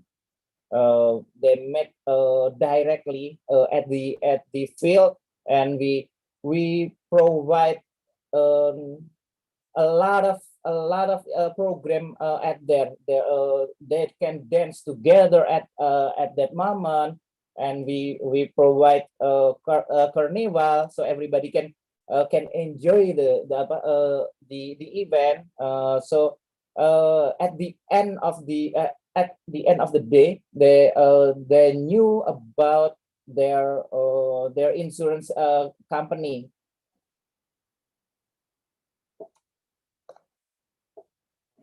Okay, here it is. This is the I think everybody will miss this very particular event, right? At the concert, at the festival, or maybe at the convention. But we because of this pandemic, we are limit our activities. This pandemic restrict people activities, right? But the other side, it's open opportunities. Okay, before the pandemic, or as Miss Tan, before speakers say as BC and AC, right? Okay, the KPI before pandemic, the client usually ask more visitor or more participant at the event. That's much better. But the KPI for right now, we are limited visitor only at public space. Nah, the keyword to solve this problem is creativity and collaboration. Actually, this kind has already presented by Ms. Tan before. Maybe from our experience, this is the works that we already try to survive at this condition. We have to make a creative breakthrough, which is at this very moment we have to make a distant interaction. But we have to make the virtual event or a hybrid. We try to over the participant sensing the same experience. So they will sensing maybe another experience, but close to the experience before this pandemic. So the two keywords that I propose is creativity and virtual or hybrid. So that's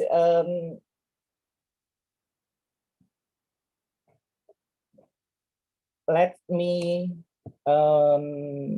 okay, here is our experience, our event that we held at 2020 after pandemic. We already held Pekan Sagu Nusantara 2020. It held on 60 October. This is the event of Kementerian Koordinator Bidang Perekonomian, or Coordinating Ministry for Economic Aware of Republic Indonesia. We have connected from 14 points from Papua to Aceh. With our program is variety events from ceremonies, expo, talk show, entertainment, and webinar series. One of the program is the expo.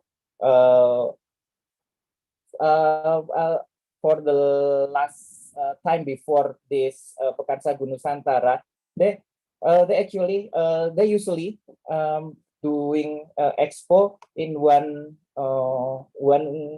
particularly spot at their office. But after pandemic, we offer the ministry to make virtual expo, but not only one virtual expo that can reach a lot of participant or visitor, but we erect for this expo, little expo at the for this point from around Indonesia.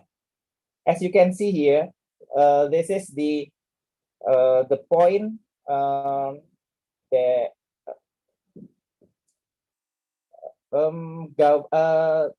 we asked the government at the what do you call it, region in Indonesia, such as province Maluku Utara or province Riau, province any other province in Indonesia. Not only we connect all and make them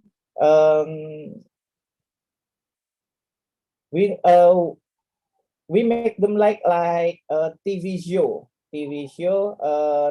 and every points they have time about 5 to 10 minutes to present their expo. So actually, this is the a little expo that we gather at the Jakarta. So after that, we use Zoom and YouTube as the platform to spread the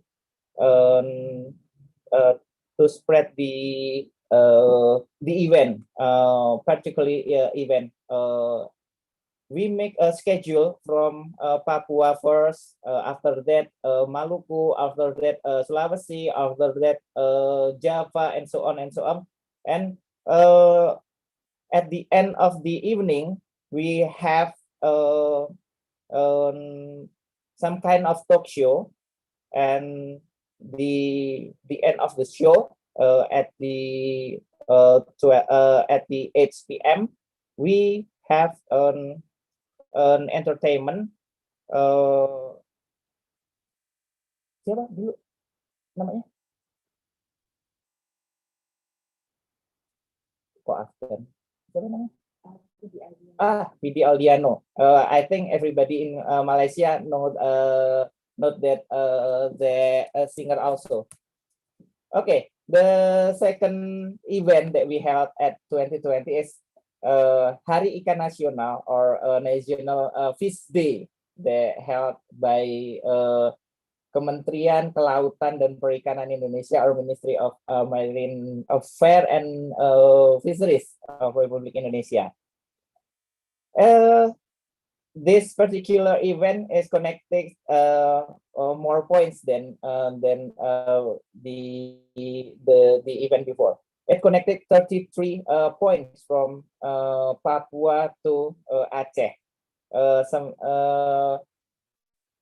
This program also some kind of variety events. There is ceremonies, expo, cooking show, any kind of talk show, and entertainment, and also webinar series.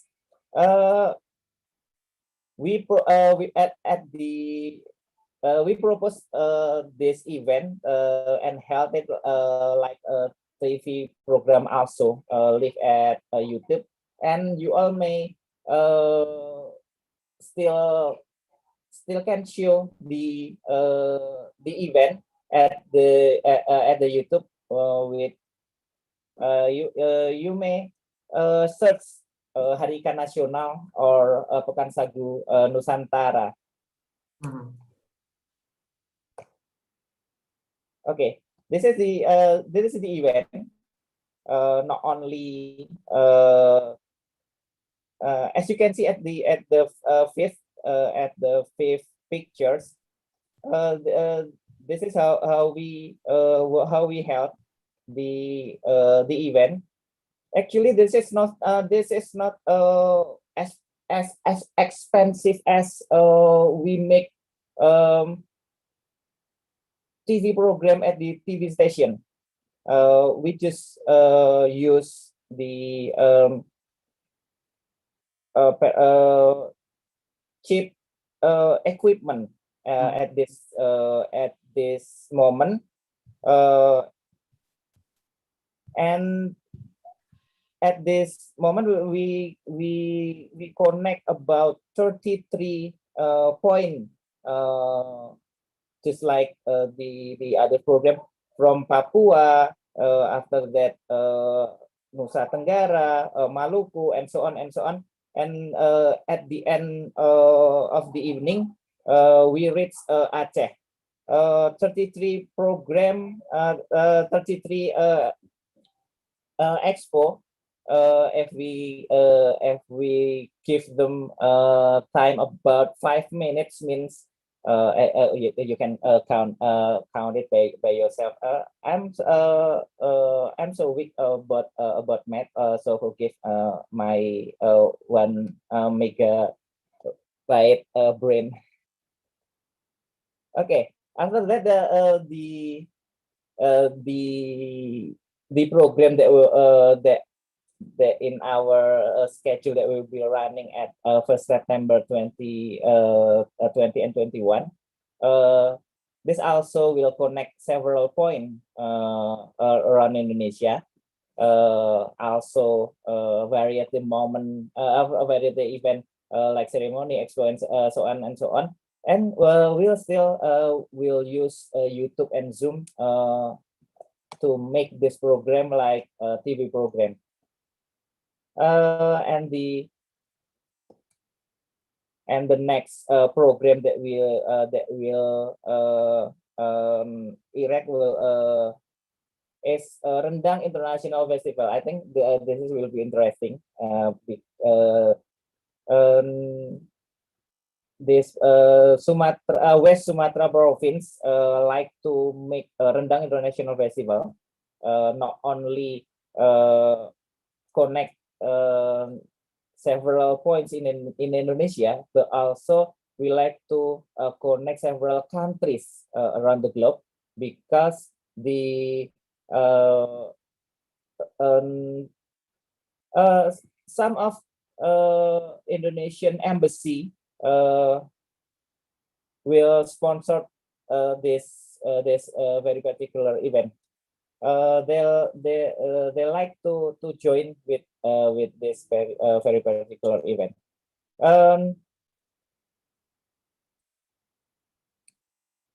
Okay, I think this is from me from right now. If any question will be please. All right, thank you, Mr. Danny. All right, it was a great sharing, Mr. Danny. So when you played some of the festivals, so some of the participants in YouTube and Facebook, they are drawback, saying that they are missing all of these festival, all of this destination festival. All right, Mr. Danny.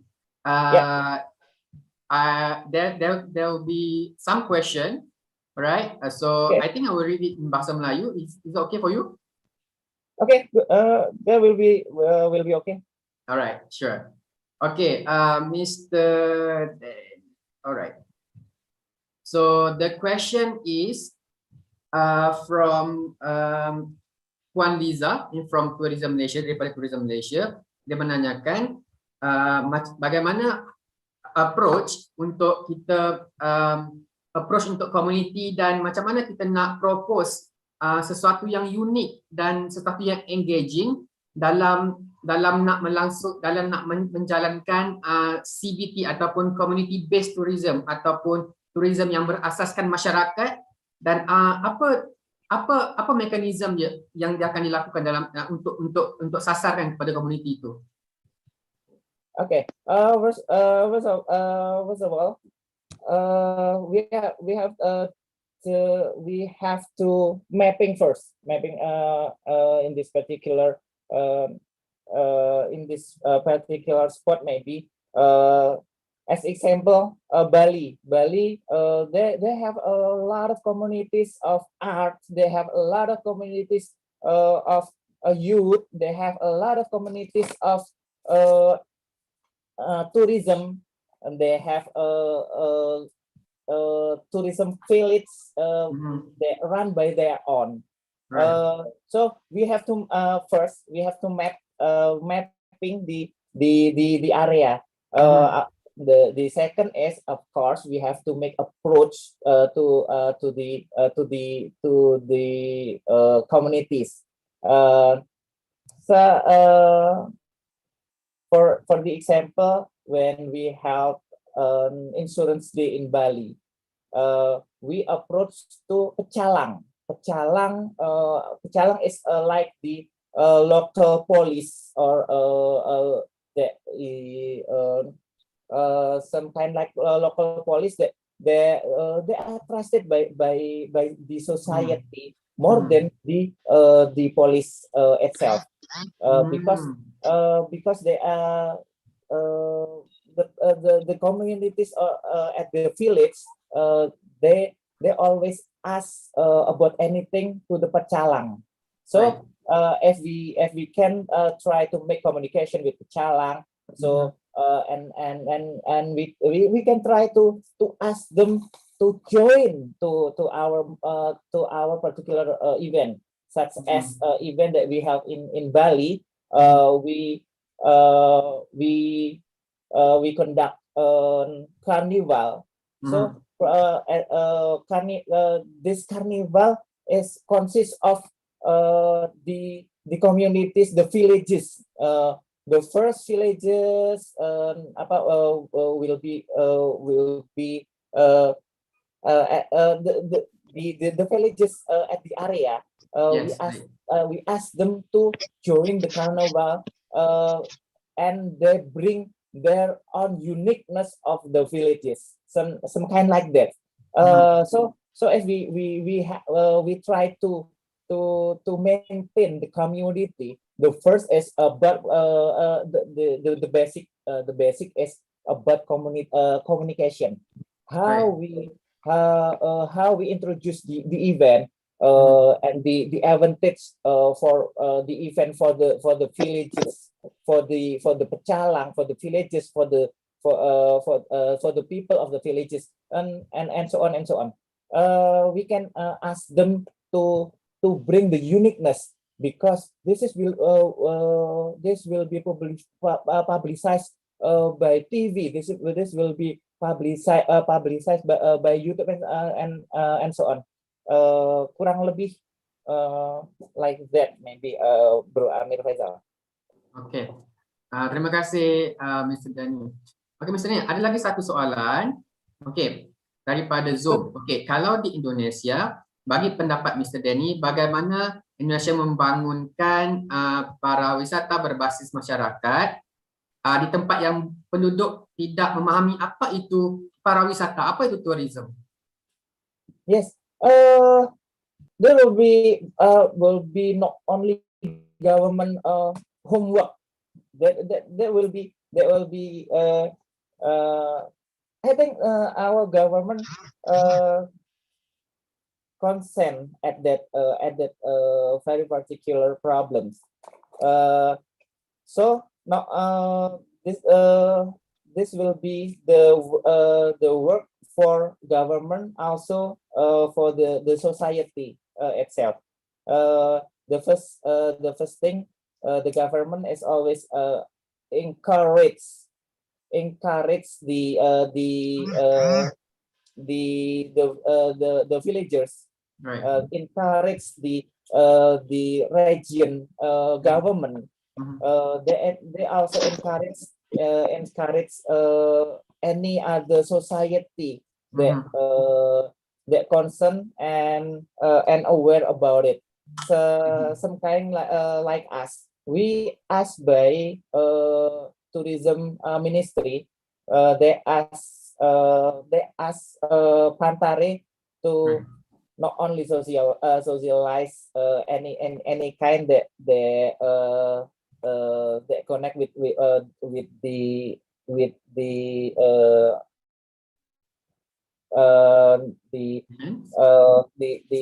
tourism thing at that village, but also we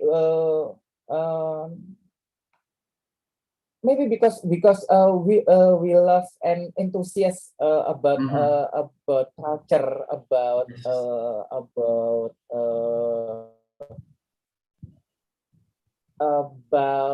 the villages tourism and some kind like that. Sometimes we did with our own money going to there, and when we going to that village, such as at the Sulawesi, we are not only enjoying the scene, but we also try to communicate and interact with the villagers. Sometimes we ask them to make an initiative, initiate some cooperation, maybe, or some kind of institution that they organize the tourism matters at that spot. For example, at the Sombori, we try to organize the villages by kepala desa, or the government, they will after that they make some kind of cooperation. They make a schedule, the boat who bring tourists going around the villages. Some kind like that, maybe. All right. Thank you, Mr. Danny. So I guess it's very clear. Whatever Mr. Danny is saying is very clear. So Mr. Danny, thank you for your time. It was a great pleasure having you here, listening to your great sharing. It's a great honor, actually, and I'm sorry about my English. It's not so fluent as the other speakers. No, it's okay. No problem. All right. Thank you for being here, actually, Mr. Danny. Thank you for being here. Okay. All right. So next, Mr. Danny has spoke that that he had actually Rendang Festival, right? So moving forward, we will have Rendang break, right? So we have 10 minutes break for our sponsor. So just stay tuned with us. All right, this is other sponsors for our lucky draws and grand lucky draws. So just stay tuned with us, and then I'll see you in another 10 minutes. See you there.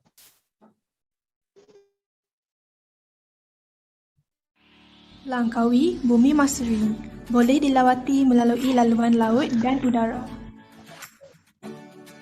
Sebagai kenderaan untuk keselesaan perjalanan anda di Langkawi.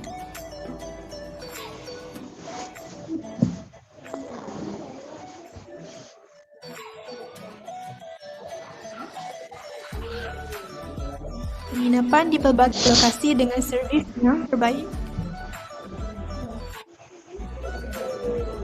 Menerokai pengalaman menarik dan menyeronokkan sesuai untuk pelbagai peringkat usia.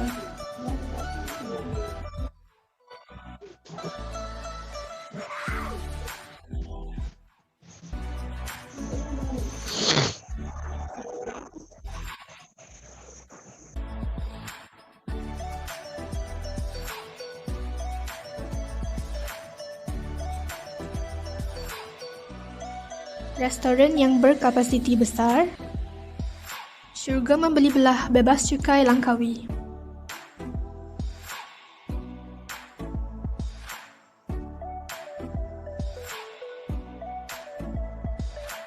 Antara pencapaian kami ialah APEC 2020, Ironman 2017 dan perasmian bas oleh Tun Mahathir.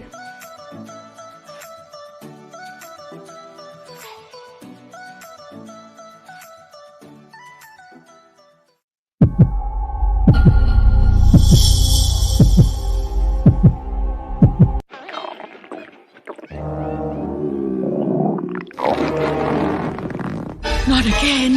Fire in the hole. Let's move. Take cover.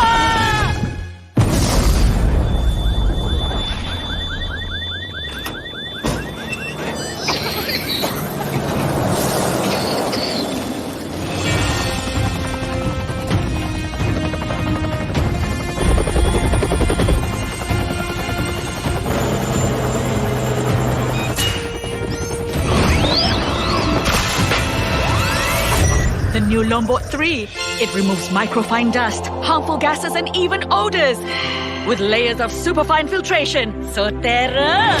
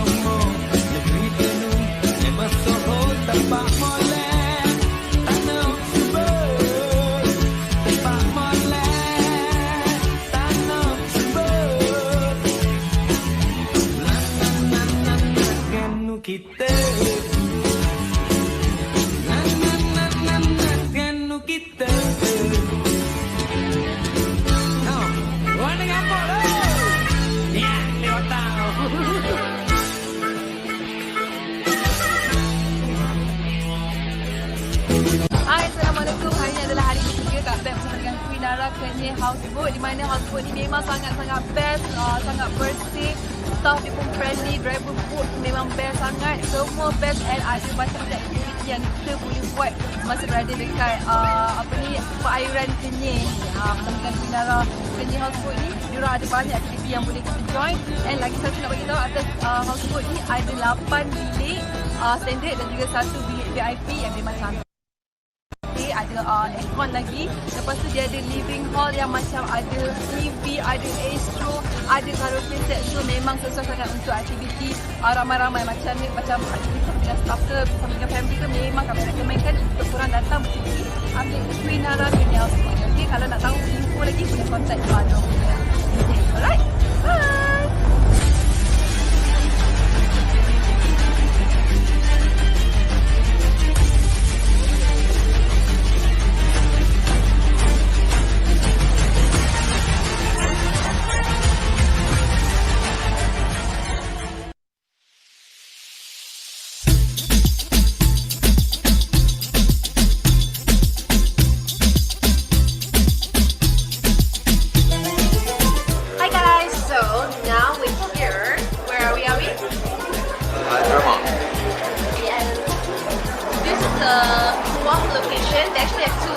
One in Chennai and one in Perth. So, guys, please shall we?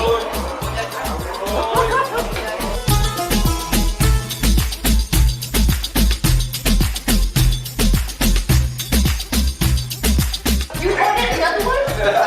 It's so good. Guys, she ordered another one. That's how good it is. Don't touch mine. It's mine. It's refreshing, isn't it? We'll share. So good.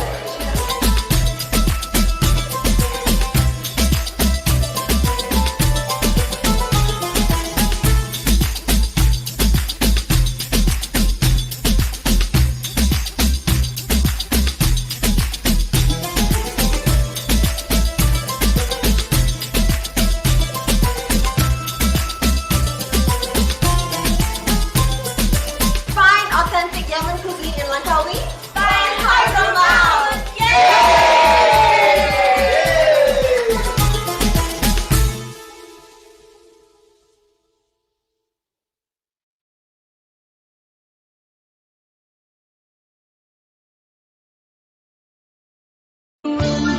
Berbaju serong putri dua, bersanggu sandeng putri dua, bersubang gading putri dua, berselendang kuning. Umbuk mayang di umbuk dengan jala jemala. Nak ulik mayang di ulik dengan putrinya empat. Putri empat berbaju serong, putri empat bersanggu sandeng, putri empat bersubang gading, putri empat berselendang kuning. Umbuk mayang di umbuk dengan jala jemala. Nak ulik mayang di ulik dengan putrinya enam. Putri enam berbaju serong, putri enam bersanggu sandeng, putri enam bersubang gading, putri enam berselendang kuning. Umbuk mayang di umbuk dengan jala jemala. Nak ulik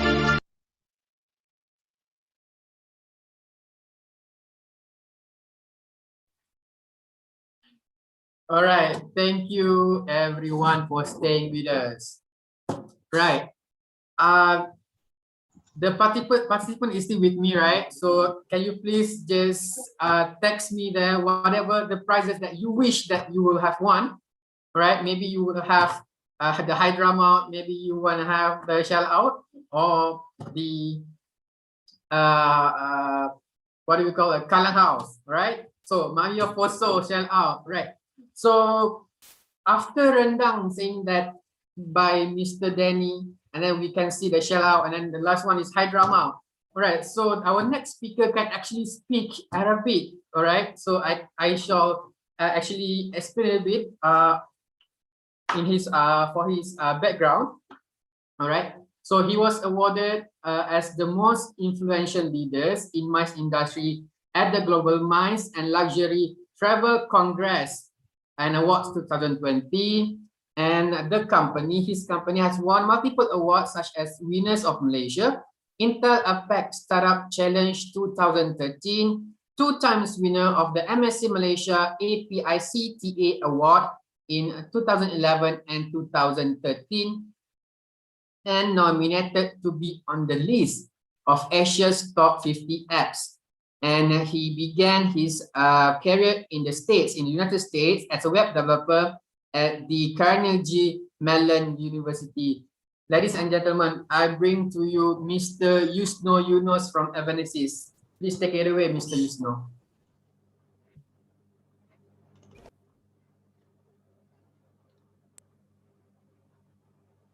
All right. Today is an extraordinary day, guys. I can see close to 350 packs since 9:30 a.m. this morning.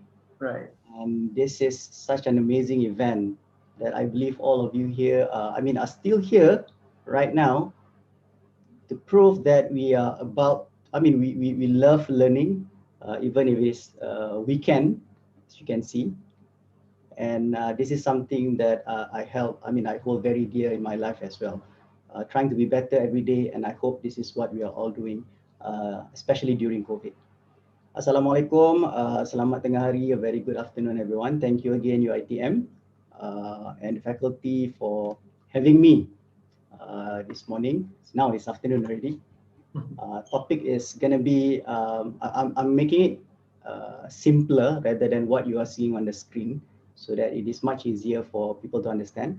It's more about sharing something that we did back in 2020 and how the industry would be able to survive, hopefully, in the new normal 2021 and beyond. A little bit about myself, something that I think Amir Faisal did not mention, whatever that he has mentioned too, I think that should be it lah. So what you are seeing is actually a picture of a place that I grew up in. So that background of KLCC is actually taken from this place called Taman Tasik Titi Wangsa or Titi Wangsa Lake. I'm sure some of you in KL know this place. I'm a local boy, I'm from KL. And actually I attended my primary school and even my kindergarten very near to this lake. My primary school is actually opposite this lake. The school is called Sekolah Rendah Jalan Kuantan. Those are some of the personal information that you might want to know about me, like kan. And the last acronym for those of you who are not into football, that is basically the one of the most successful clubs in Europe, in the world, and currently is the champion of the European League recently. So that's basically about myself lah. I started the company back in 2010. It is called YS Neighborhood. What we do is actually, we are an avid technologist. We are the tech evangelists that so happen to get into events. So we are like the bridge, you see, the bridge between technology and events. So we build products, we build technologies, platforms, and we call that solution Event Assist.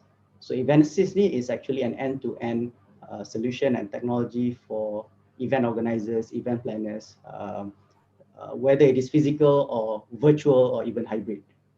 We started, of course, in Malaysia, and then we expanded to Singapore, and now we have office partners in Indonesia, Hong Kong, India, and also UAE.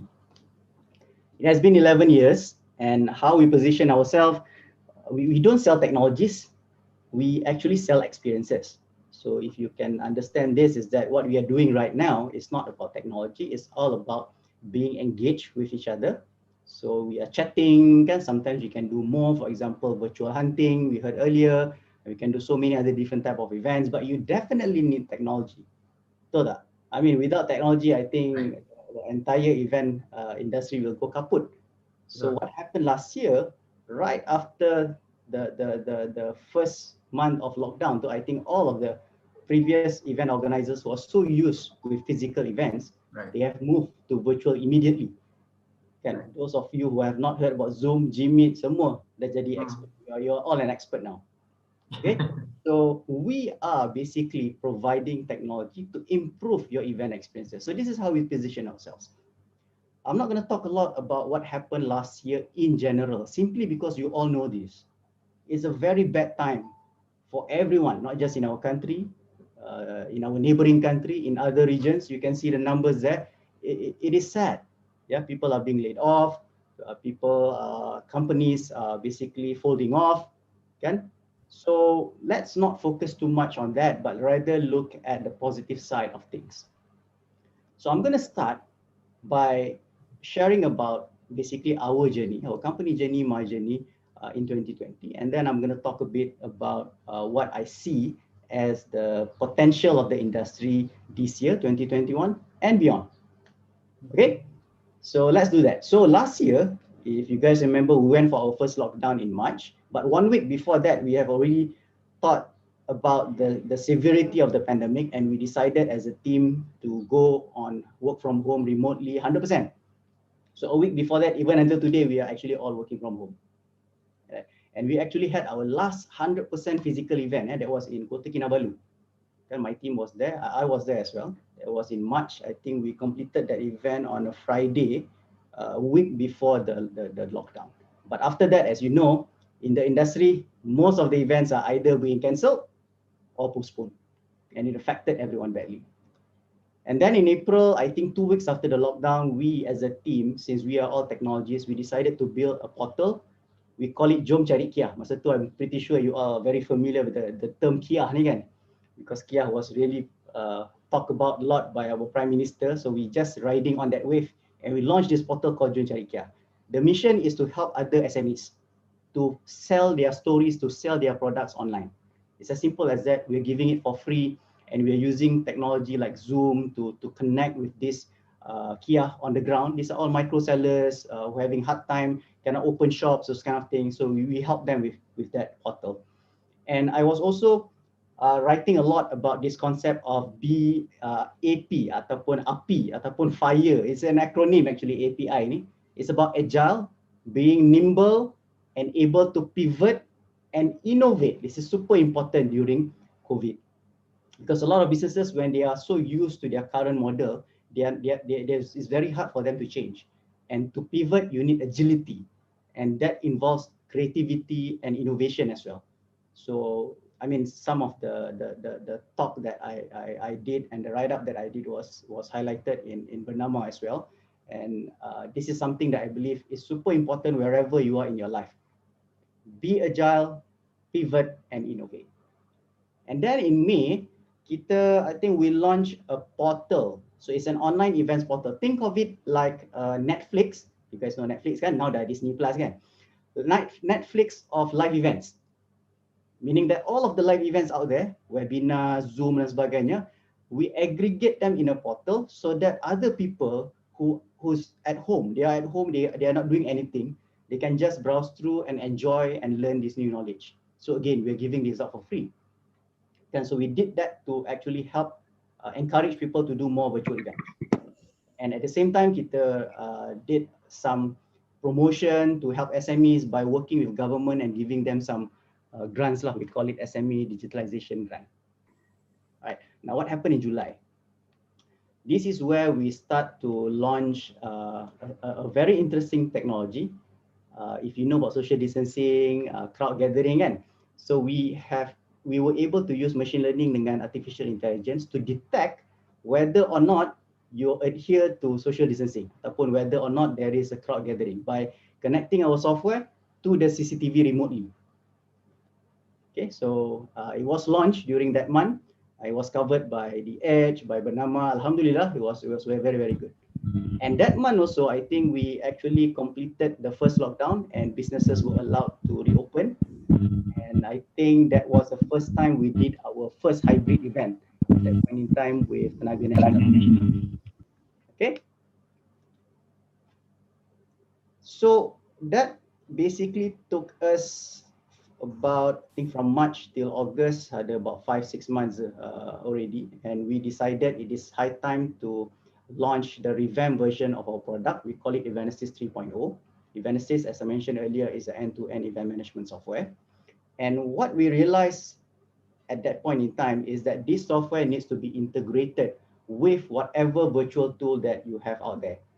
So right now you have Zoom, you have Gmeet, you have so many things, WebEx, you have Clip Meeting, and we tried our best to partner up with all of these players and integrate it back to our solution. Meaning that using Evanesys, you can allow people to register online, pay, etc., get the database, and then when it comes to the virtual side of things, they can run it on the existing platform.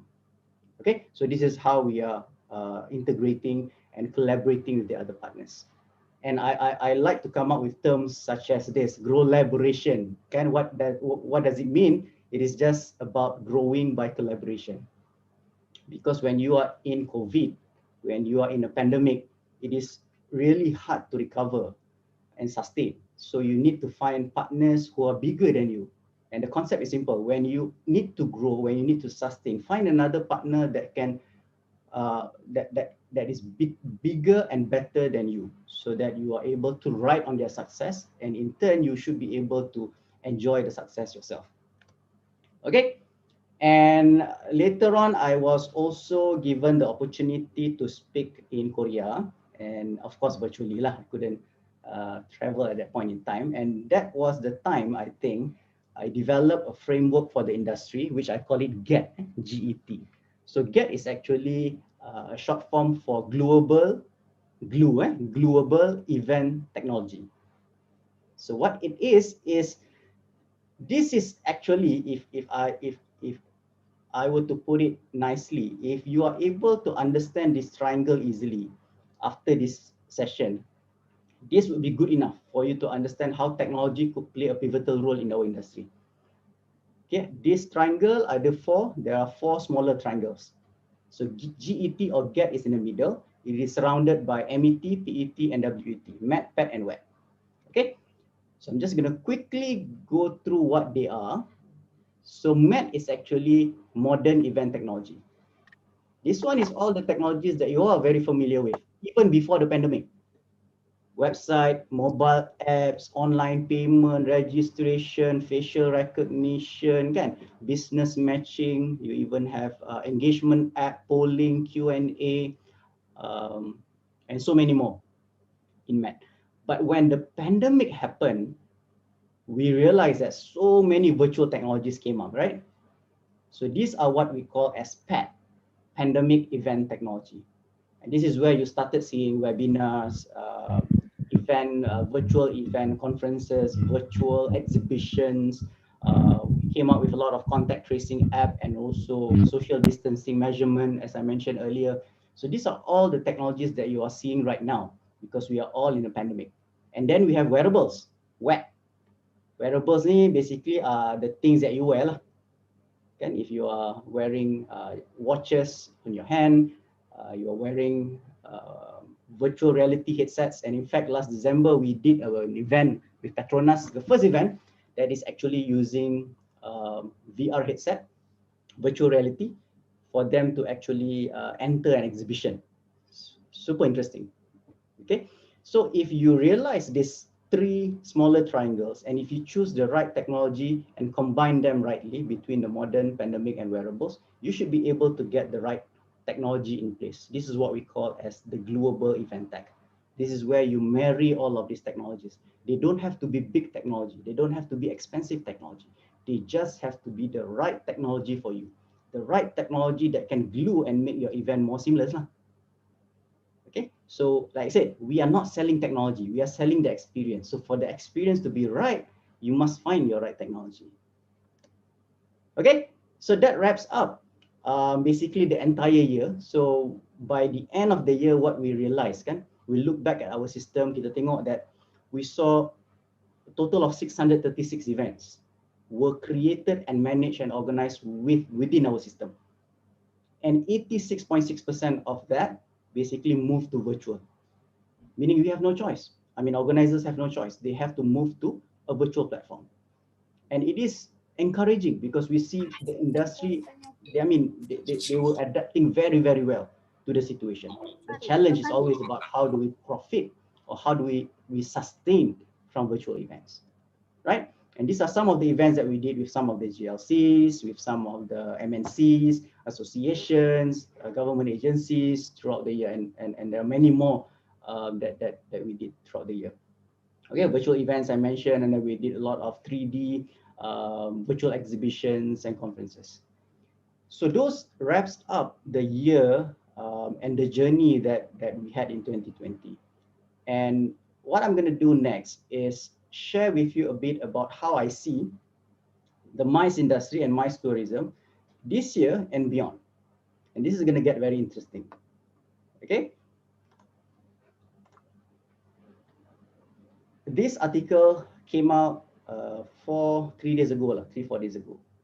Do you know that right now, if you're in Indonesia, you can actually sign up for a package to go to US to get vaccinated. You can choose whether to get one vaccine shot from J&J, Johnson & Johnson, or you can get 2 shots of Pfizer.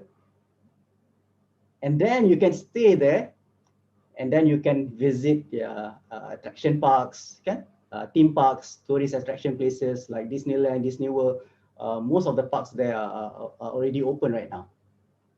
So this is what we call as vaccine tourism. Super interesting, guys, if you think about it. Right? Think about it in a sense that how can we rejuvenate tourism? If we were to turn it over and look at it from the angle of Malaysia, I'm not sure because right now Malaysia is still not achieving the herd immunity yet. So it is a bit sad that we were not able to get even, I know they have opened up companies to buy vaccines, but right now the rollout is still very, very slow. But imagine we are in a situation where we are able to buy vaccines and we can now sell vaccines to foreigners and get them to come to Malaysia and get them to enjoy our destinations. Can come to, for example, Langkawi, get vaccinated there, stay there for 14 days because you need your first and second vaccine within the time period, and then get to enjoy Langkawi or any other island. So these are the things that could be possible if we start to see the importance of vaccine tourism.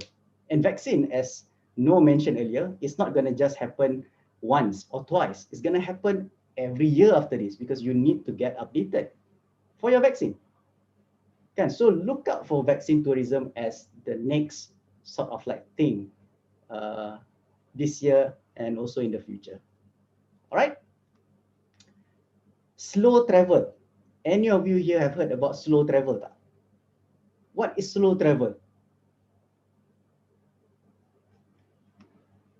Slow travel. Okay. So how it works is that when I did my research, when I looked at the number of people who answered a survey globally recently, 22% of the travelers said that they prefer, if they were able to travel, they prefer to stay in a single destination 10 days or more. And only 10% saying that they prefer a day visit. Okay, 1 day visit, come back. So what does this mean? Is that right now, going to multiple destinations is going to be really, really hard, even after you had your vaccination. Okay, so for example, if you're trying to travel to Europe and then you're trying to go to multiple countries, and you would have to go through a lot of paperwork, a lot of different requirements, a lot of maybe quarantine practices. So it makes multiple destination not friendly enough. So single destination point to point is more relevant. And then if you're going for an event, for example, because that this 1 year has prepared a lot of us to do a lot of remote working. For example, tadi my team 100% work from home. I don't care where they are. They can be in their kampung, they can be right now in other countries. As long as they deliver, they work online, we meet regularly, I'm good with that. So the concept of digital nomad, where previously startups are basically set up based in Bali, enjoying beach and then working from there again, it can be done for slow travel as well. So imagine if you're traveling, for example, a conference in Indonesia or in Phuket, and then you stay for more than 10 days or even 2 weeks because you get to enjoy the culture, you get to work as well because your boss won't care where you are, right? And this is super interesting because now you are getting eco-friendly as well because you're taking time. I still remember those days when I went for my backpacking trip during my study years long time ago at Europe. I took two weeks to cover 11 countries. Trust me, it is like super tiring, guys, because you're running, trying to go to all of the interesting places, take pictures, travel. So you don't get to focus on the experience, travel experience. So I believe slow travel will be the next big thing. And if you are in the tourism, MICE tourism, you can combine that. Whenever you do MICE events, right? You can combine that by attracting them to enjoy whatever that we have in Malaysia or in wherever we are doing our events. Get them to be more eco-friendly, walk more rather than taking bus, taking train, taking cars, right? And at the same time, you can work remotely from anywhere in the world. So that's slow travel for you. Blockchain. Blockchain, yeah, I like it simply because everyone is now into crypto. I'm not sure about all of you in the room right now, but if you are following the crypto world, it is so huge, especially during the pandemic. People are buying different type of crypto coins, but blockchain is actually the backbone technology of crypto. There are so many other users of blockchain, but I'm not going to explain that right now. It will take another session for me to actually talk about blockchain. What I'm showing you right now on the screen is the first online travel agency in the world that is using blockchain technology. It is called travala.com. Okay, and I screenshotted the place where to show the supported normal currency and the supported cryptocurrency. Amazing, right? You can see that, I mean, the top part is not important, not that impressive lah. I mean, a lot of other sites like booking.com, Agoda, they all support normal currencies, but look at the crypto side. I'm pretty sure you will only maybe recognize one or two from there lah. The rest are all something that is totally unknown before, okay?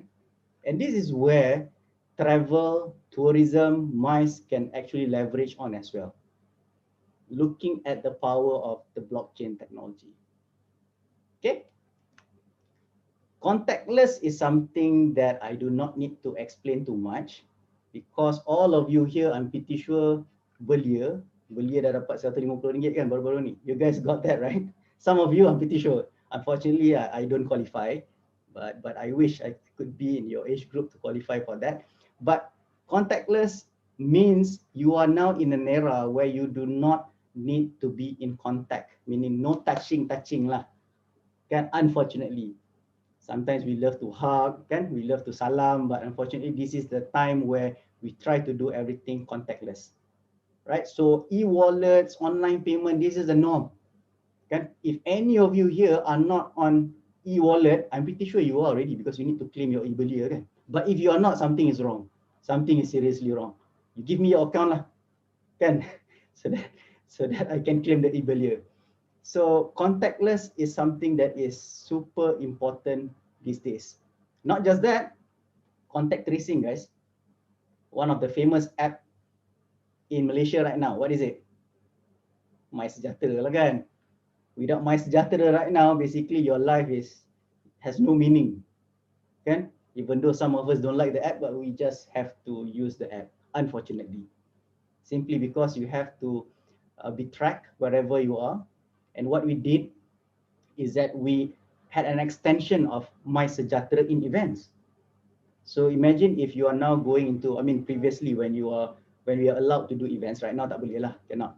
So in certain venues, bigger venues, for example, in KL Convention Center, you have a QR code where you need to scan your MySejahtera. But that only shows where you are. But imagine how big is KL Convention Center. It's big. You have multiple halls, you have multiple rooms, meeting rooms. How do we track you in that particular event? This is where we come in.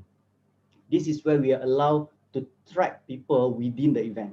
And this is how we deploy technologies, the right technologies, to help people being tracked in the case of COVID-19. Okay, so contactless is a no-brainer nowadays. And last but not least, this one is interesting but still subject to a lot of studies and experiment lah. Okay, I call it reward loyalty. Okay, pernah dengar? I mean, have you heard about loyalty programs? Kan, loyalty programs is very straightforward. You buy, you get points. You don't buy, you don't get points. Points you can redeem. Okay, but in the MICE tourism side, normally the ones that do a lot of this are the airlines and hoteliers lah.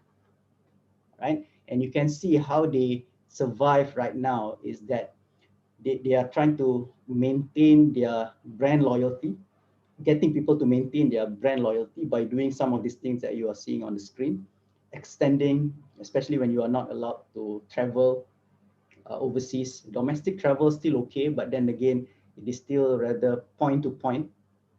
In fact, some of you would know that a lot of people in the airline industry is trying to eliminate hub. When you are traveling in a hub, it involves a lot of contact. Yeah, when you travel, for example, in airports such as Dubai, where you need to switch planes, those kind of things, you have to wait, you have to mingle. So those kind of things are being trying to reduce at this point in time. So point to point is something that airlines are looking at closely right now. So all of these points, and I think some of them are basically working with partners that are not in the industry. So right now, AirAsia, I'm pretty sure some of you are being a member of the big program, big AirAsia program. Like, and they have a membership there where you can actually redeem your existing Asia points and you can switch it for I don't know, food or maybe shopping vouchers. They allow you to do refunds. Some of the time you get to achieve some free nights, bonus gifts. They're doing it more as opposed to before. I'm not saying that benda ni tak ada or they don't exist before. They did exist. It's just that now they are pushing it to a different level during COVID. Okay. So those are the 5 things that I believe would be very interesting, and all of these 5 that I mentioned earlier tadi ni, they won't be able to happen without technologies. So this is the year where I think we do not need to stress too much about, hey guys, we need to digitalize ourselves, we need to use technology, because technology is already a norm, right? I mean, if you are right now talking about you guys need to go on a technology, you guys need to adopt technology, you are so, I don't know, backwards or 1.0, even 2.0 punya years before lah. Okay, right now we need to look at trends. We need to look at what can you leverage on top of this technology. How can you do more from blockchain? How can you do more from the contactless technology? How can you do more from the slow travel? Right? How can you do more from all the booking, traveling apps, rewards, loyalty, vaccine tourism? I'm not even going to touch about digital passport. Sebab benda tu has been talked a lot so much, and I can see a lot of implementations, and that could totally be another webinar for you guys. All right, so I hope what I've shared would be something that would be useful for you, especially in updating your knowledge, especially students, kan? You want to go out for your internship, want to go out to get jobs, and this knowledge can be brought to the industry and can change the way the current operators, the current organizers working. Okay, so any questions, I welcome them. I hope to meet you guys again, hopefully, when we are back to in-person meeting. Kalau tak, we have to stick to virtual lah. And whoever that has not signed up for vaccination, please do that. All right, I'm pretty sure kita tak ada lagi yang anti-vaccine at this point in time. We need to reach our 80% target herd immunity as soon as possible, guys. And that is how we can save and bring back our industry. Terima kasih. Thank you very much. All right, thank you, Mr. Yusno. All right, thank you, Mr. Yusno, for the great sharing. So I've jotted some of the points like be API, be agile, pivot, and innovate, collaboration, growing, and collaboration, as well as the global events technology. So I guess, Mr. Yusno, so we have one question from Dr. Hasna. So Mr. Yusno, how do you see the possibility of work from anywhere concept will replace the current work from home? Will the WFA is the best practice in the industry in general, Mr. Yusno? The way I see it is we have to look at the situation and the generation of people that we are hiring in our workforce. Okay. In our case, let's start with our case. I can see that majority of our team members, they are very productive. They are even more productive than before, because now we don't track them by hours, because they used to come in, clock in hours. But when you are offline or when you are working remotely, it is not fair for you to get them to turn on your Zoom at 9 o'clock and turn off at 6, because these are not normal, you see. Right. And the way I see it, if employees are able to understand the need of their employees and match them accordingly. So in our case, yes, our general rule is that all of our staff just work from home, because I want to limit your contact. I do not want another cluster in our workplace. But if you're having challenges at home, because some of us have families, some of us have kids, and we have people in our home that could distract us from work, and we can only find sort of like focus when we are outside, for example, in our office. So we do allow cases where if you need to go to office, you just request. So now it's the other way around. Okay, so if you are not comfortable or you need 1 or 2 days in office, you can go to office, but you just have to get it approved by your supervisor. And then we need to look at how many people in the office at the same time lah. So like I said, there's no right or wrong in this. It's just about experimenting with the age group, with the type of generation that you have, and ensuring the most importantly is productivity must go up, guys. Kalau productivity go down just because you just want to be cool, you just want to be hip, tak guna juga, no point. Measure productivity. All right. So thank you, Mr. Yusno. So I guess a very great sharing. We have learned a lot from Mr. Yusno's presentation just now, and especially on the blockchain. So thank you, Mr. Yusno, on the sharing. Sama-sama. All right. So guys, some of I read some of the comments in the YouTube, on the Facebook, saying that they want some gift, they want some of the mafioso, and then some of the food vouchers and sort of things. So before that, I shall give a shout out to our participants. They are from Polytechnic Metro Bentong Sarawak, UiTM Puncak Alam, Cosmo Point College Kota Kinabalu, UiTM Dungun, Tourism Malaysia, My Fun Action, an NGO, Alpha College University, UiTM Bandar Raya Melaka, UiTM Penang, Ketengah, and as well as UKM. Alright guys, so just stay with us. That please remember that we do still have our lucky draw and grand lucky draw. Alright, so for the next slot, I give it away to my friend over there, Mr. Izzuddin. Take it away, Mr. Izzuddin. All right, thank you, Mr. Ameh. So we're going for our last session for today. So before we begin, allow me to introduce our next speaker, Mr. Jack Gill from MD Events Asia. Mr. Jack Gill, a pioneer in the event management, audio, visual, and production. Since 2001, Mr. Jack Gill has thrived and worked tirelessly to ensure top-notch quality service that now define MD Events Asia. On the next topic is about Into the New World Virtual. This is so exciting. Mr. Jack Gill will share with us how to make a virtual event by using the highest quality of sounds and light shows possible. Without further ado, I would like to welcome Mr. Jack Gill to deliver the presentation. Hi, thank you, Izzuddin, for having me here today. Can you guys hear me?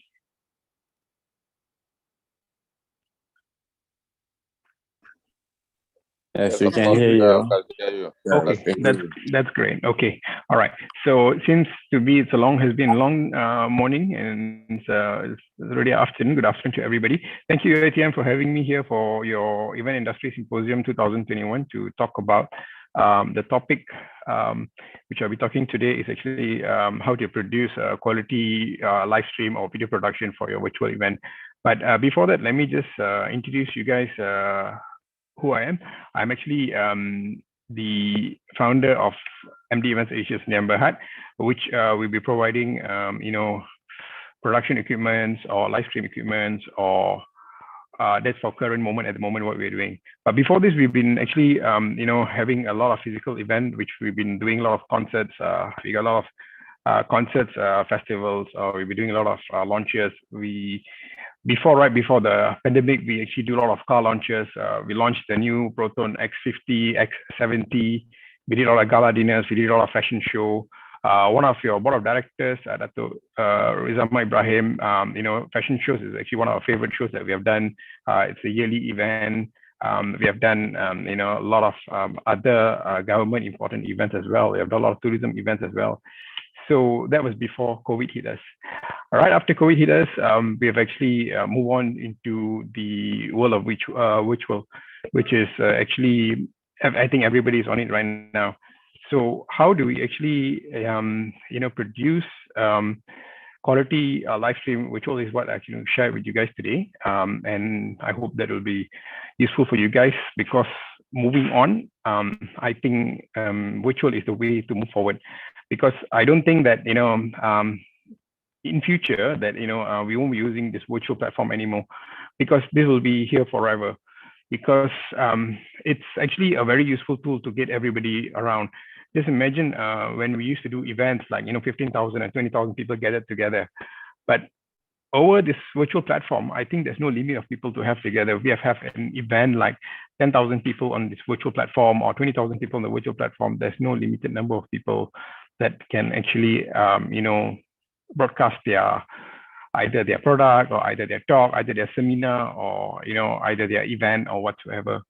So moving on, I think virtual is the next thing, the new norm. So let's go into my slide.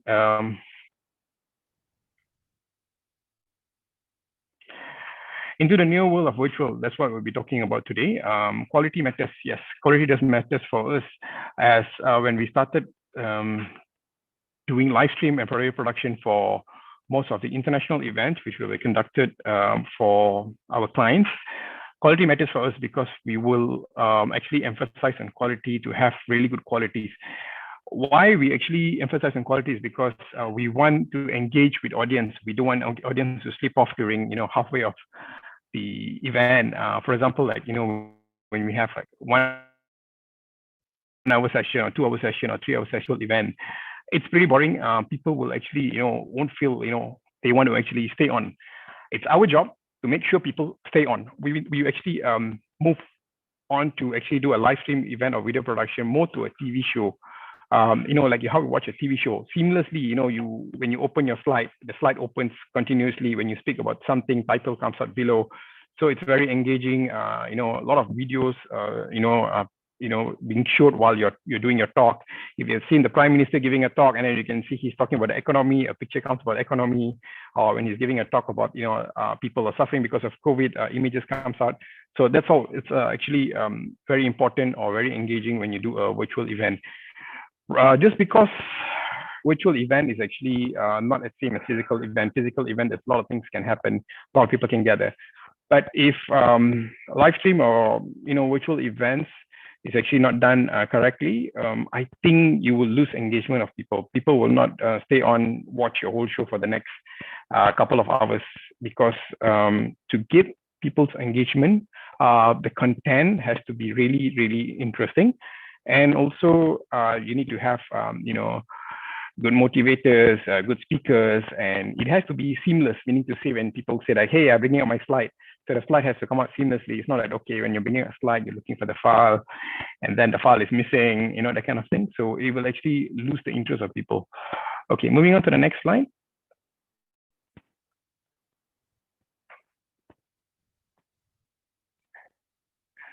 Okay, so as you guys know, a bit of a virtual event is an online-based attraction, which will actually pull people together, that we can actually have an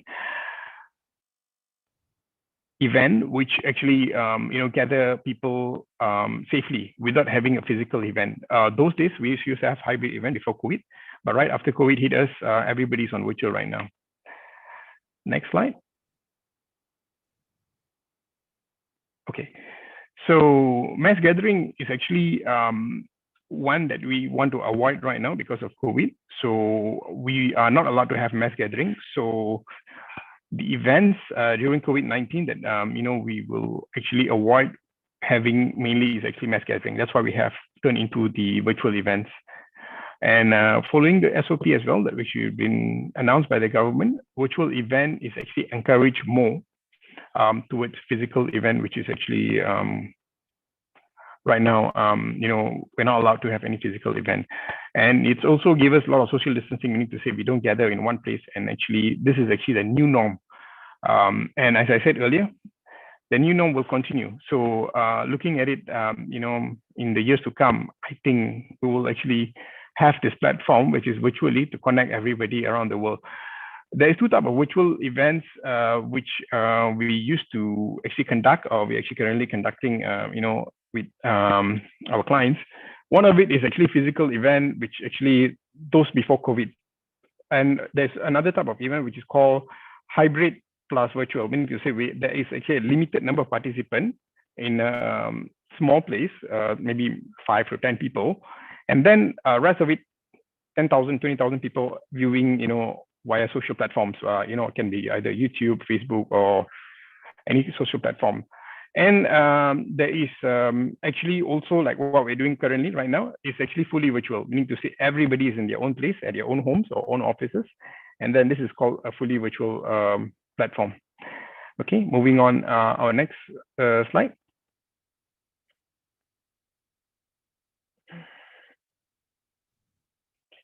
Okay, how to produce high quality content for virtual events.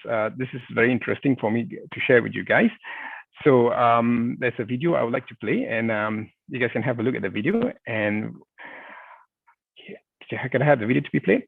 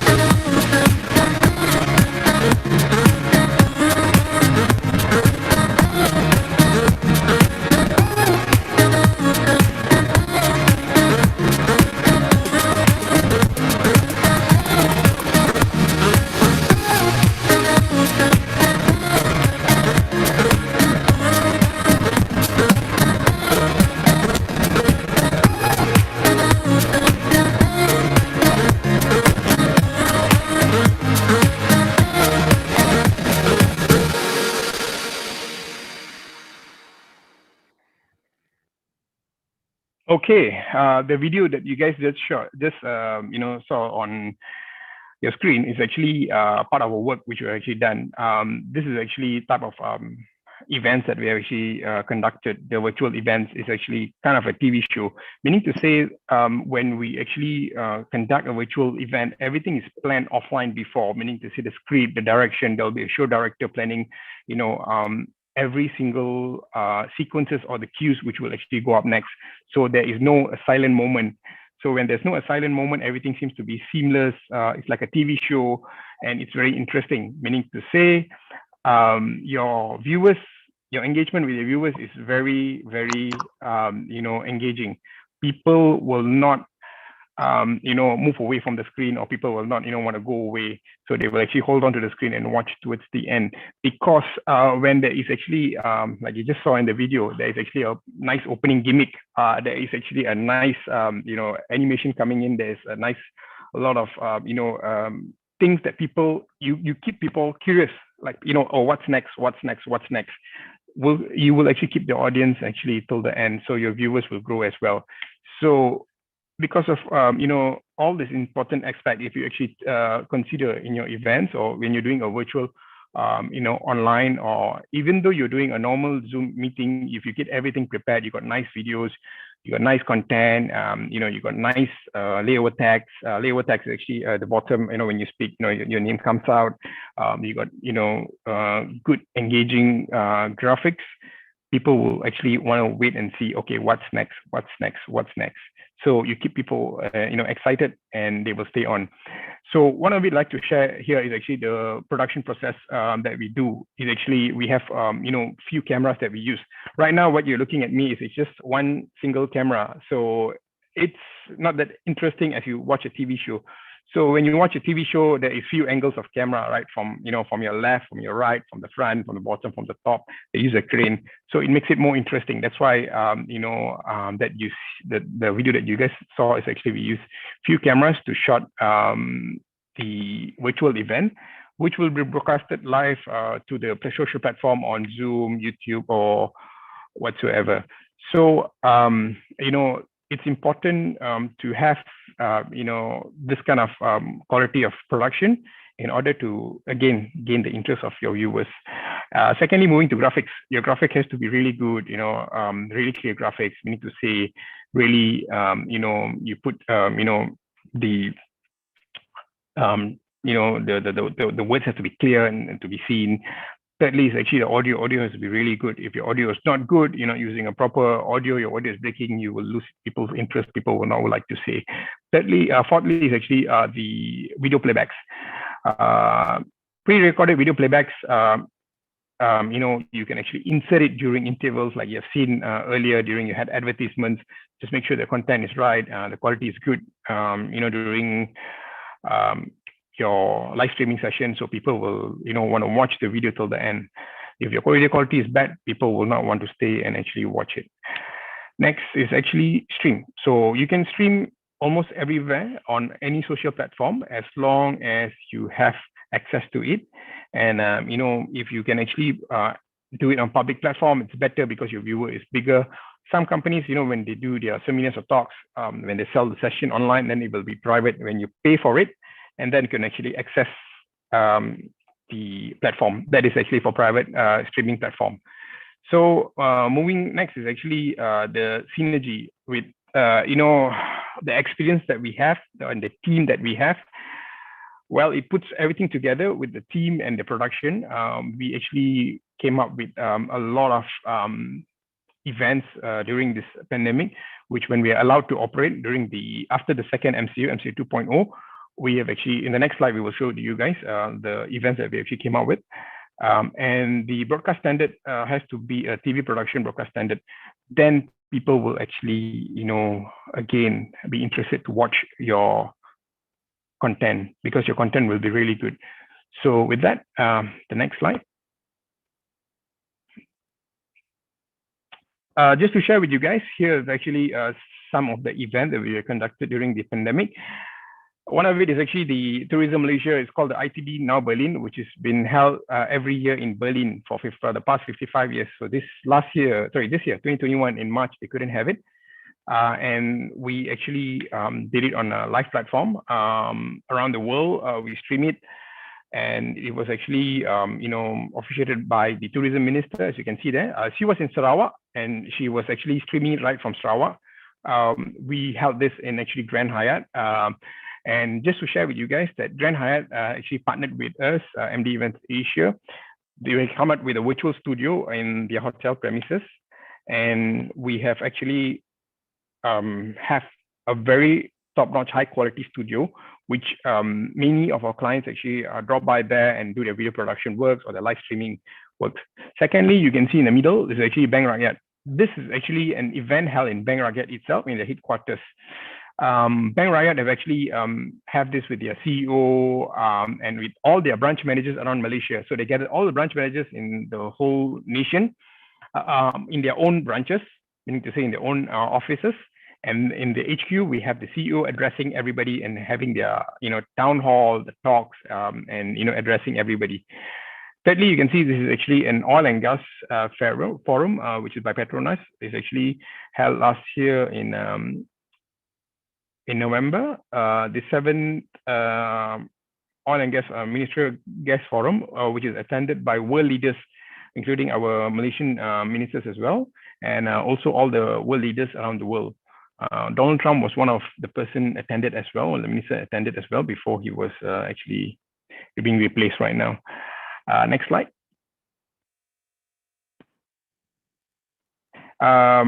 Then we have also, as you see the first picture on your left, the signing ceremony, of a new development in Langkawi called Widat or Langkasuka, which attended by our Prime Minister, current Prime Minister, and also another minister, Hoibi Azmin Ali. And then we have Pekesu as well in the middle. And then we have another Servia, which is actually a healthcare product. This is actually all the events that we been done during pandemic. Most of the events here that you see is actually being held in Grand Hyatt Hotel, which is the venue which I just told that we converted into one of the ballroom. We converted into a studio. So, and most of the clients, they love it because when you visit the hotel, it's very secure. The SOP is very tight. You scan your MySejahtera, there's hand sanitizer everywhere. So the hotel is being a 5-star hotel, keeping it standard. He wants to make everybody safe. The place is sanitized every time. So clients feels very safe. Most of the government officials also, when they come and actually conduct their events there, they feel that, hey, this is actually a very good place to have our events because everybody takes care of our safety and well-being. So moving on to the next slide. Yeah, so just to share a bit more, this is Tenaga Nasional also have their town hall with everybody around the country who couldn't visit during the pandemic. And also in the middle slide, we have Dato' Nazri Khan, who's actually one of the gives talks on share. So he gets up to 8,000, 10,000 participants, at a time when he gives a talk. This is actually held at his office. We converted his office like into a studio. So we transformed his whole office into a studio, and he's people who couldn't attend his seminar, because when he have his seminar, he has about 2,000 to 3,000 people physically could attend his seminar in big, huge convention center, like, in Putrajaya, those convention centers. So we do a big, huge setup. But right now, we have even bigger audience. We have about 8,000 people to 9,000 people at once attending his seminar virtually. So in a way, it's better. And the last slide is actually Hasbul Brothers, is also another seminar, which is a motivational talker. He actually gives talks online to motivate to grow your business and stuff like that. As you can see, his setup is very grand. He has a very big setup in a studio, and it's an ongoing thing where most of them have plans as when we are allowed to operate again. This kind of setup will be done again, and we will have like very minimum 5 to 10 people to run this whole event, but we'll have thousands of people attending that event on social platform, meaning to say we have 10,000, 20,000 people attending those seminars and talks. So moving on to our next slide.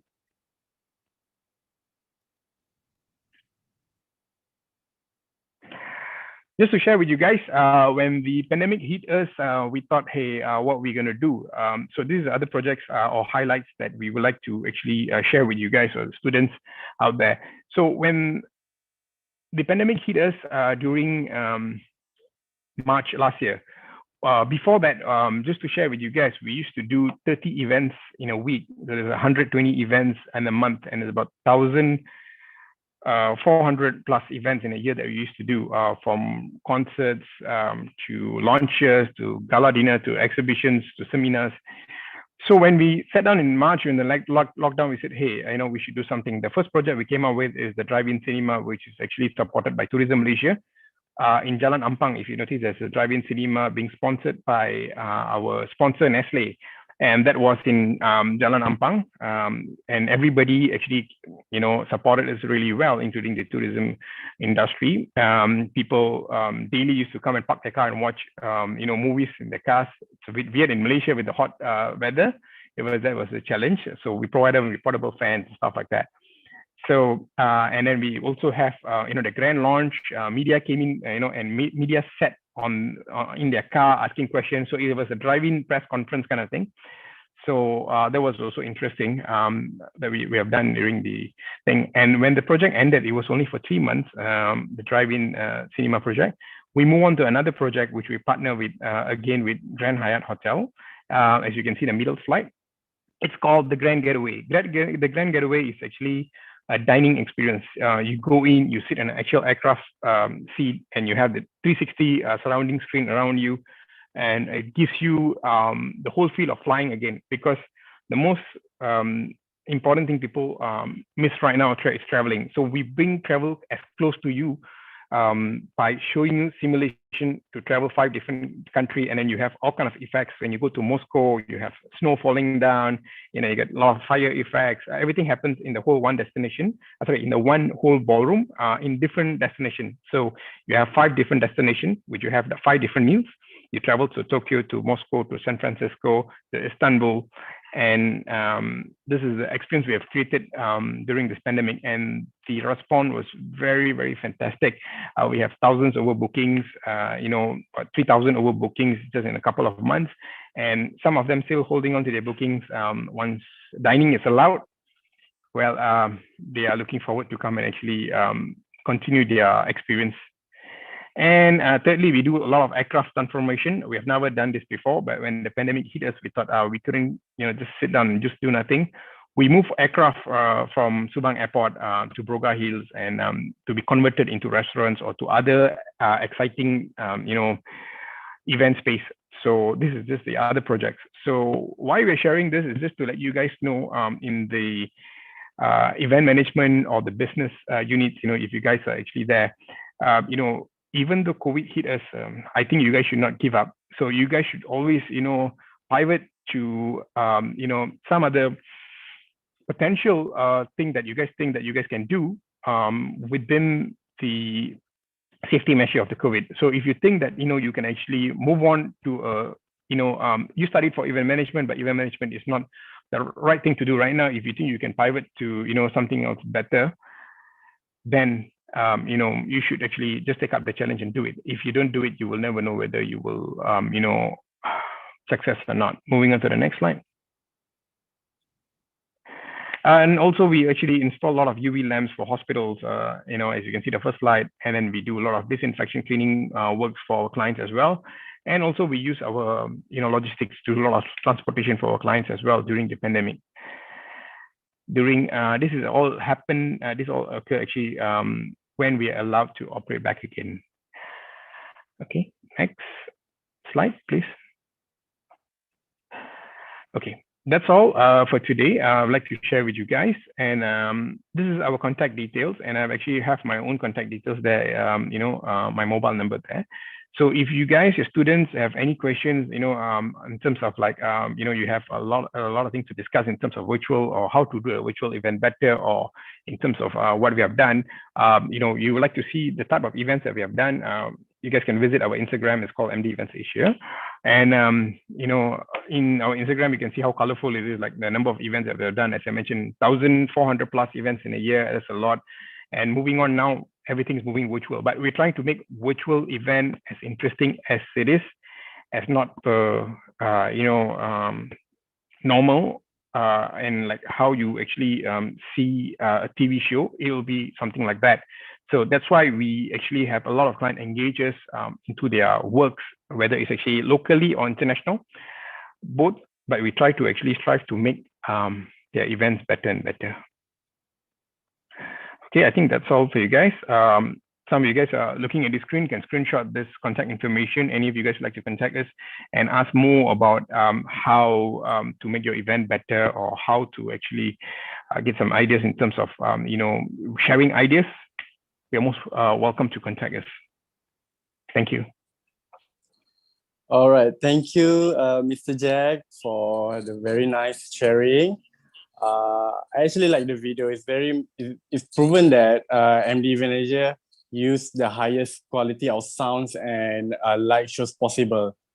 That makes me want to dance. Okay, so we have one question from the audience from YouTube. Yes. Okay, I will read for you. How to keep the audience engaged during virtual events if production interrupted? Some might think a technical problem is typical to be addressed, but at the same time, it can be inevitable. Okay. Well, when we actually do a virtual event, if your connection is still on, meaning to say, if your connection is still on like this, if you can hear me talking and there's internet connection still going on and there's interruption while I'm talking, we only have different source to actually pump in together, meaning to say while I'm talking there's a disruption, or the video is playing, there's a disruption, we will actually only have backup, meaning to say we have a video content to show, or we will have the MC, we will cue the MC, hey, come in, and just to cover up. So it doesn't look like a silent moment. So in that way, it's actually a cover up of your event to make it look like nothing went wrong. Also, at the same time, you can also have a lot of other content standby, meaning to say at the at the background, you can have videos, you can have interesting, talks, or interesting motivation speakers giving talks, videos, standby during interruption like that. So, and most of the part is actually the moderator, like yourself, plays an important part. If the moderator is good, you are the pilot of the event. And, if the moderator is good, you can cover up very well. You can come in and jump in during an interruption of you say a technical problem. You are the person to save the day. Okay, thank you, Mr. Jack. Okay, I hope the answer question Mr. Jack answered the question. So I think that's all for today for the last slot. I just want to remind you guys, please stay tuned with us until the end of this program, because we have a lucky draw and grand lucky draw. So probably you are the winner for today. So please stay with us until the end of this program. So we're going back to the MC. So I'm gonna pass to Mr. Alif and Miss Alaina. They're gonna take over from here. Thank you. Thank you to all the speakers and moderator. Such a great sharing. Hope everyone's still in touch with us. Yes, before we end to the grand lucky draw, we actually received a good news from our project director. They decided to do small lucky draw because we see a huge number of participants have joined our symposium today.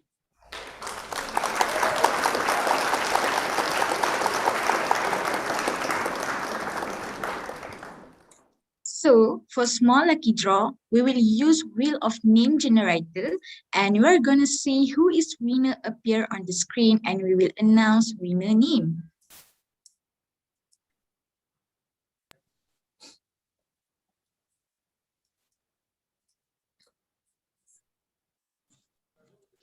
So the winner will bring back a discount voucher from Hajrama Restaurant valid until November 2021, a discount voucher Quinara Houseboat Kenyir valid until December 2022, and also H&K Travel and Tours bag.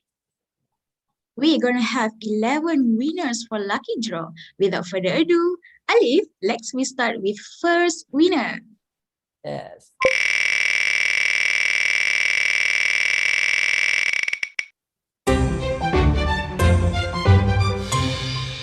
Congratulations, Yasmin Samsudin.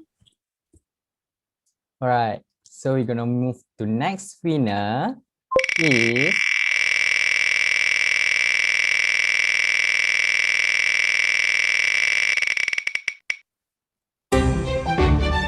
congratulations, Izzati Suhaila binti Muhammad Safuri. Wow, okay, we continue to the third one.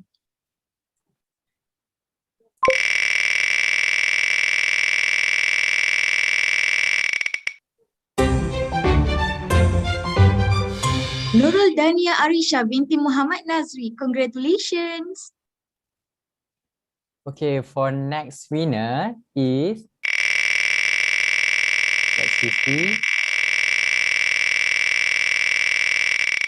Right.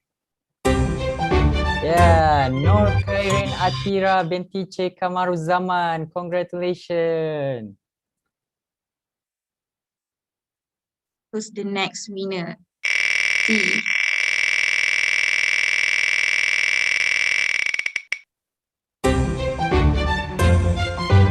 Wow, we have Noor Ariana binti Aziza and congratulations.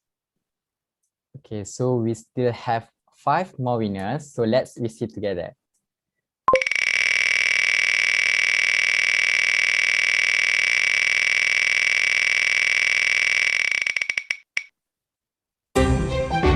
Okay, congratulations to Farahia binti Rosita. Okay, next. We can't wait.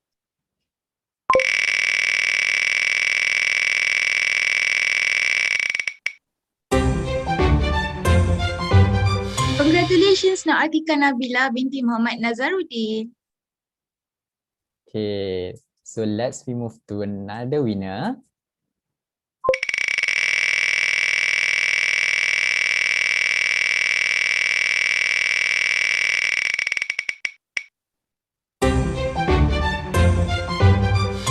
Congratulations, Sazwani Amira binti Hisham Rudin.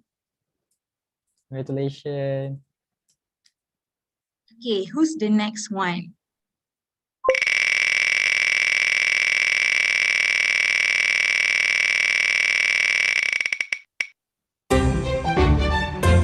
Muhammad Izal bin Mahno. Congratulations. Right, so we still have 2 more winners. So Yes, let's that's refine. correct.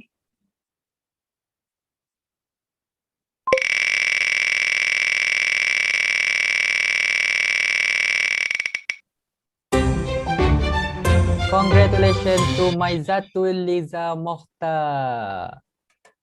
Wow, we only have one more winner. So who is lucky winner for small lucky draw? Are you ready, Alif? Yes, Okay, let's be fine.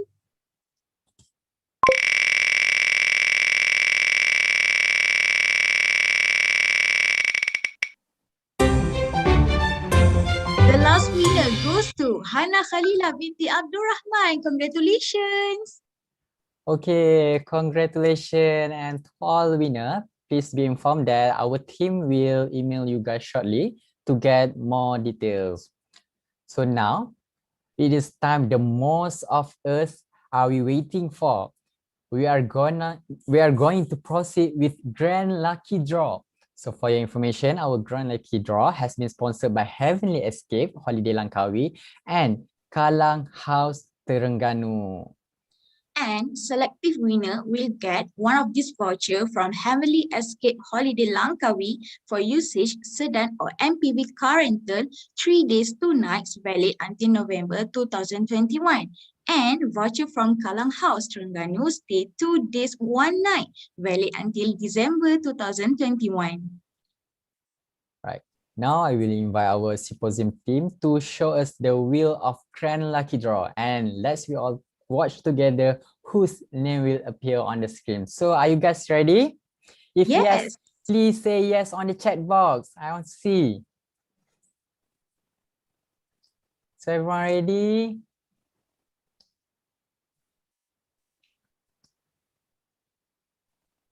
Okay, so if everyone is ready, Elena, so we start with first winner.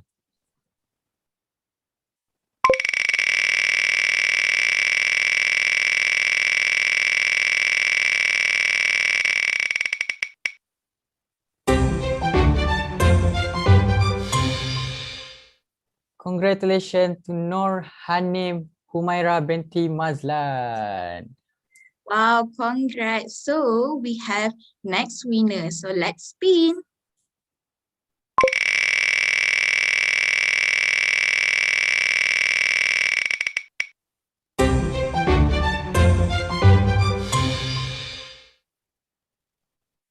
Okafor Anthony, Ikbonigo, congratulations. All right, now we are going to proceed with the last winner for Grand Lucky Draw. So the winner is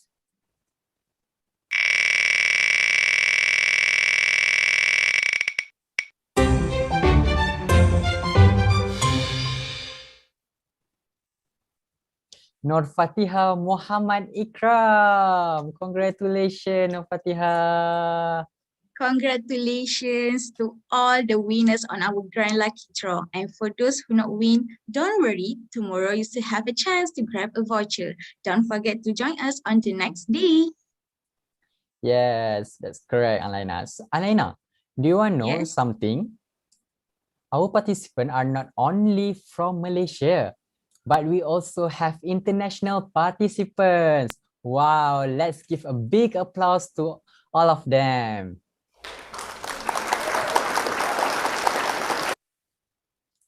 And for your information, we have international participants from Indonesia, India, and Bangladesh. And thank you for joining Symposium today. So to appreciate them, we have a special prize for the lucky one. So without further ado, let's see who the winner among our international participant is. All right, so let's take a look screen.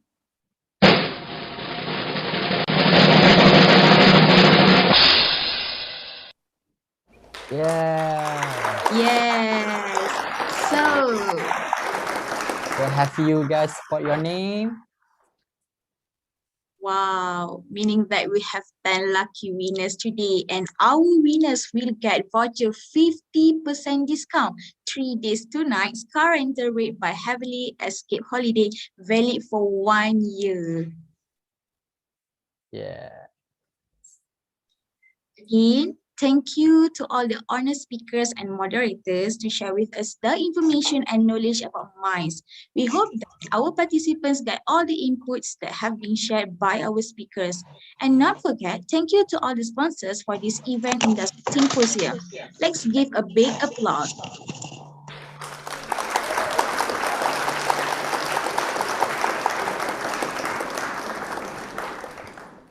Alif, before we end, we're going to give a special prizes for active participants that have been selected by our symposium team. So the winner will bring back promotion voucher which only paid 250 ringgit Malaysia for 3 days, 2 nights stay at Raya Hotel, valid until end of December 2021. For information, the criteria that we choose is from who are always asking question, active in chat box, and also open camera from start program until now. So you guys want to know who the lucky one? Let's we take a look. List name of the winner. Yes. Drum roll.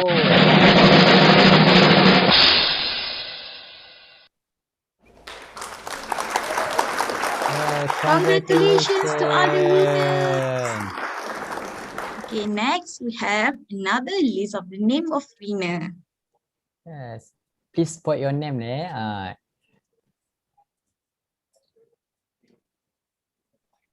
Wow, congratulations to all the winners. Yeah, congratulations. All right. So on behalf of the organizer, we would like to extend our deepest gratitude to all of you for sparing some time to join us in this humble symposium today. We truly appreciate your attendance to the symposium this morning, and we truly hope that the agendas we provide for this symposium will be beneficial for the entire audience, especially regarding the current and future outlook on the MICE industry. Ladies and gentlemen, for your information, as the saying goes, to every beginning there is an ending. We are now coming to the end of the first session. I hope that you have enjoyed yourself and gained new knowledge about how MICE affect during this pandemic COVID-19. Yes, and we hope that we could see you tomorrow for more lucky draw and winners for this symposium. So before you leave this event, as a reminder, don't forget to fill up the feedback form by scanning the QR code, or you can just click at feedback form that has already been posted by the host on the chat box. So before that, I have a few information, which is for all the participants. As for participant, it's unfortunate to let you know that for tomorrow event, we will not be using the Zoom platform. Instead, we will be going fully live on YouTube and Facebook due to some technical constraints. So we apologize for the inconvenience caused in such short notice. So we hope to see you guys tomorrow on FB Live and YouTube Live. Also, don't forget, we also have another 50 vouchers for early participants. So do come and enjoy yourself. Yes. So thank you and enjoy the rest of your day. So bye and assalamualaikum. See you tomorrow. Bye everyone. Assalamualaikum.